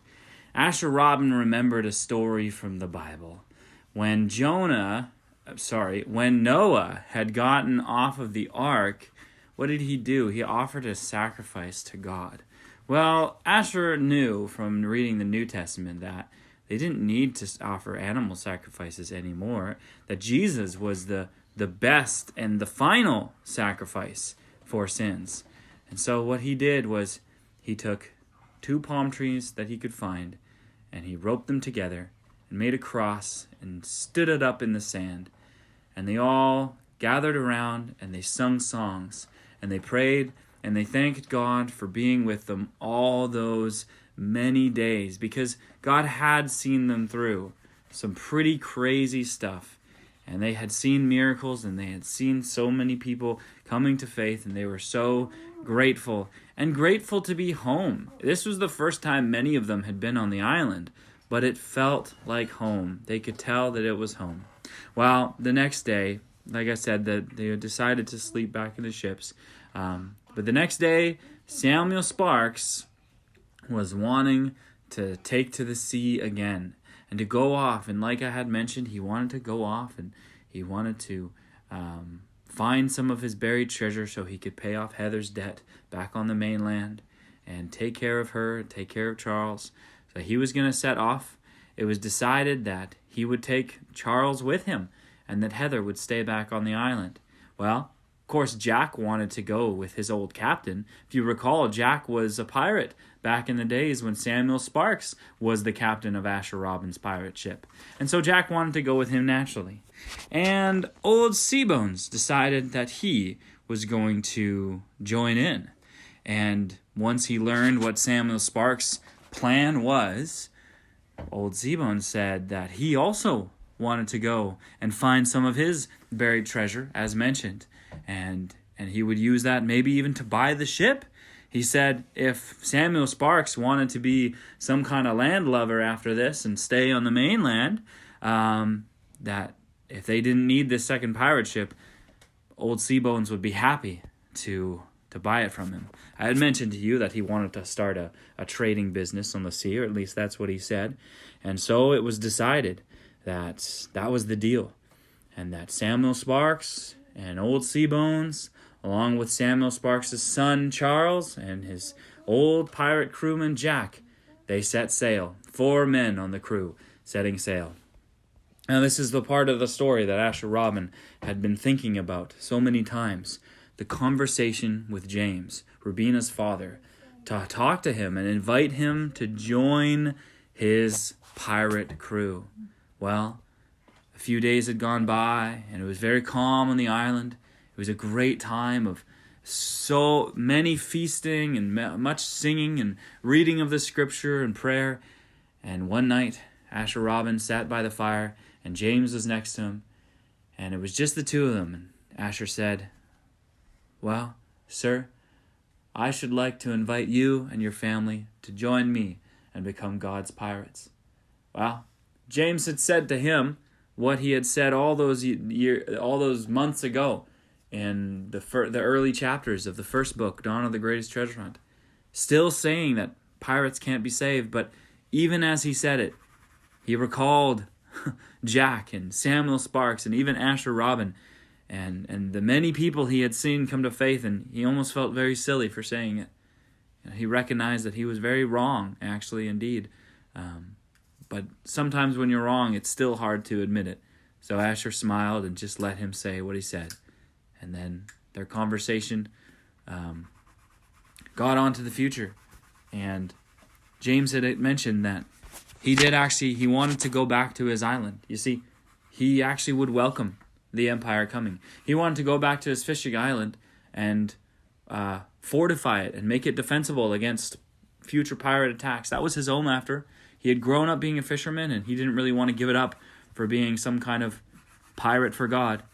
And he wanted to go back to his old life and his old village with his family there. And this made Asher kind of sad, because he had really hoped that Shiloh and Rubina would get the chance to join him. But it wouldn't be right for them to stay with him while his parents went back. And James said that he, like I had mentioned, he would welcome the empire coming. And what is this empire? You've heard me mention it a few times. Well, with all the pirates happening and all the shipping vessels going missing and the whaling vessels and all the people getting kidnapped, the British Empire was going to sail in and start making up posts to be able to defend. And also with defense came taxation. The people would have to pay taxes, but they would be protected relatively from pirates. And that was what was coming. And then again, that's what stirred the great rush of Blackbones gold, because they knew that the empire was going to come in soon and they needed to get as much out as they could. So James said that he would welcome that. He would actually work with them. And of course, they wouldn't be in any conflict to Asher Robin that he knew of. But the whole thing was quite a change, and Asher Robin wondered what his future in that area of the sea was and would be. So that's how that conversation went. It didn't go exactly the way that Asher wanted, but it was what it was, and he determined that he would continue to seek the Lord for guidance in this. And so we had talked about what the ladies were doing to prepare the island, and now we come to the part of John Scott. You see, John Scott, I had mentioned, he used to be a whaler, and he had joined Asher Robin on his quest. And now that things were kind of settled and there wasn't too much of a mission, John Scott decided that he would like to go back to whaling. He was incredibly good at it. I mean, I think you can probably remember from the chapter, A Little Whaling Boy, he brought up a whale himself, and he was very good at it. He wanted to go back. But not just that. Remember, John Scott was just baptized, just accepted Jesus Christ as his Savior and as his God. And he wanted to do exactly what Asher was doing with pirates, but with the whalers and with the fishermen. He wanted to go back and evangelize. And maybe find that old Captain Titus and tell him that the miracle they witnessed in protection from Blackbones way back then in chapter 5 of book 1, I believe it was, that was a miracle of God. And Asher loved to see John Scott's passion, although it saddened him a little bit to think of John Scott leaving too, that he would go on. But he remembered that this was what the early church was about as well. You had friends, you had brothers, and they would worship together, and they'd build something, and then they'd move on, and they go start churches elsewhere, and they go serve God elsewhere. And it was all in hopes that one day they would come together again. Like Jesus said, that he wouldn't drink of the cup of the vine until he was with them in heaven. It's kind of like that picture, that even though they were going to part ways and go on to different ministries and do different things, again, one day they would feast with one another up in heaven. And that was such a great promise of the resurrection. And so when John Scott explained this all to Asher, he was a little saddened to think of this dear friend of his who they go way back to the whaling days. When he was just a little whaling boy, he was still very happy that John Scott was going to go and continue to spread the gospel. Well, I think now you know what happened to most of the characters that we brought up in this time. But back to the part where I said that someone strange washed up on shore, or at least someone that Asher Robin didn't expect. Well, the title of this chapter is what again? Captain Blackbones Returns. So let's get back to the last portion of this tale. One day, about a month after they had landed, someone washed up on shore. They were sailing upon the back of a giant, a great big sea turtle. It was huge, and the man was sprawled out on its shell, clinging to the edges. And that someone was Samuel Sparks. Well, he hopped off his boat, and he ran up to Asher, and he hugged him, and he fell on his knees, and he started to stutter and stammer and tell him something, to tell him what had happened. He says that he was thrown overboard about a month ago, just when they were about a day or two away from Asher Robin's island in the direction of Samuel Sparks' treasure. He was thrown overboard by Seabones himself. Old Seabones had thrown him overboard into the ocean. Well, God was with Samuel Sparks, and he saved him. And what had happened was he was able to swim, and he caught onto a piece of a raft, and that soon dissipated, and great waves came. But something amazing happened. A great big turtle with a shell about the size of a grown man came up and lifted Samuel Sparks when he was exhausted and carried him through the sea day and night until they arrived upon the shores of Asher Robin's island. And so it was quite a miracle that Samuel Sparks had made his way back to Asher Robin. But it was a necessary miracle because he needed to get back. He needed to tell the God's pirates what had happened. Asher Robin was astonished. He was shocked. He was surprised. He was horrified. Seabones, old Seabones, had pushed Samuel into the water? Why? Well, Samuel explained that he wasn't Seabones. Seabones was not his name. And if you recall, old Seabones, back in chapter 6 of The Greatest Treasure Hunt, book 1, he had told Asher Robin that he had once worked for Blackbones and that he was marooned, which means to be left on an island and kicked off. But it wasn't just a marooning, said Samuel Sparks. That was actually a mutiny. You see, Blackbones' right-hand man had started a mutiny, a coup, with a bunch of other pirates to overthrow Blackbones and to take over the mantle. And they had marooned Blackbones on that series of forsaken islands with the great shark skeleton. That's right.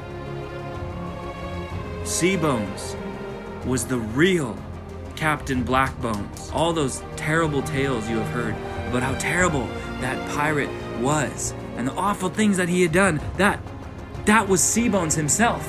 And this new Blackbones, the one that had chased Asher Robin, the one that Asher Robin had tackled to the ground twice, and Shiloh had shot a stone at, and that was harvesting all the gold. That wasn't the real Blackbones. That was Blackbones' right-hand man, who had overthrown him and taken on the great mantle of the most fearsome pirate. But really, in all reality, the most fearsome pirate was Asher Robin's friend, old Seabones, who had come to his island. And now he had Jack, and he had Samuel's son Charles, and he had the ship.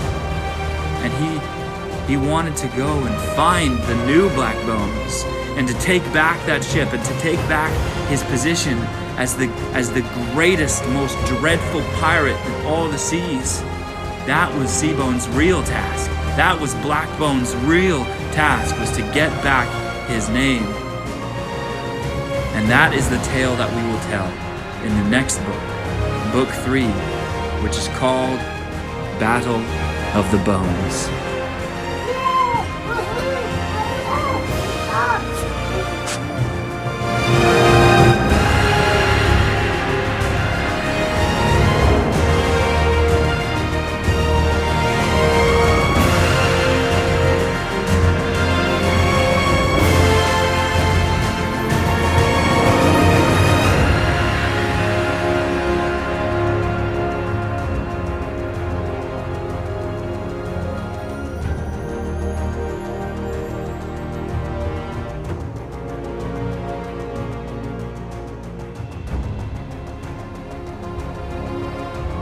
Hey friends, it's Elijah and Asher here.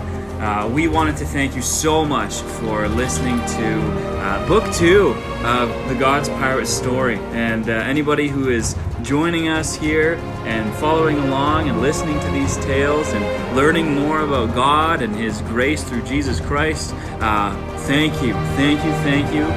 Welcome to the God's Pirate crew, really. And any closing words that you boys want to say? Micah just joined in here, so Asher, I'll let you go first. Say hello. Hello. Anything you want to say to your friends? We are glad that you are, and if anybody is listening, we are glad that you are doing it. We are starting to do it again. That's right. We're currently working on book 3, Battle of the Bones, and it's very exciting, and we're already starting to make plans for when we are done that to start on book 4, Isle of the Dragons. Ooh, that's going to be wild. All right, Micah, you want to say anything to your friends before we sign off here? Yeah. If you want to know what happens next in the book, it's called the dreadful, like, late pirate. Yeah, that's gonna be probably book 5, Dreadful Lady Pirate. Yeah, we're continuing to work on this, and we're doing some other stuff. We started a new story called Moral Dilemmas of Being a Fire-Breathing Dragon, and who knows when and where that'll release, but, Peyton wants to say something. Hi, Peyton.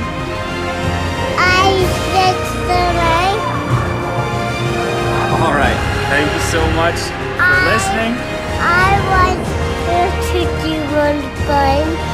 The avoid hit the mic that Okay. I want you to do a more hit it and probably you'll add someone on God's Pirate of Ours. Yeah, you know what?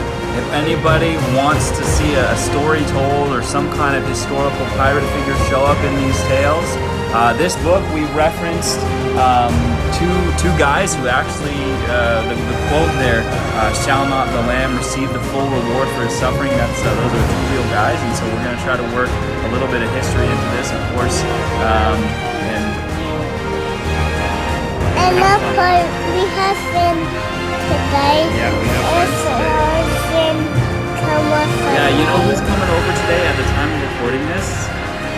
Levi, Eliana, and Jordan. So shout out to you 3. We're going to see you soon. And if you're listening to this, God bless you. Okay, everybody. Thanks so much for joining me and my kids as we tell this fun story. I hope it blesses you. Peace. God's pirate is real, and I am God's pirate.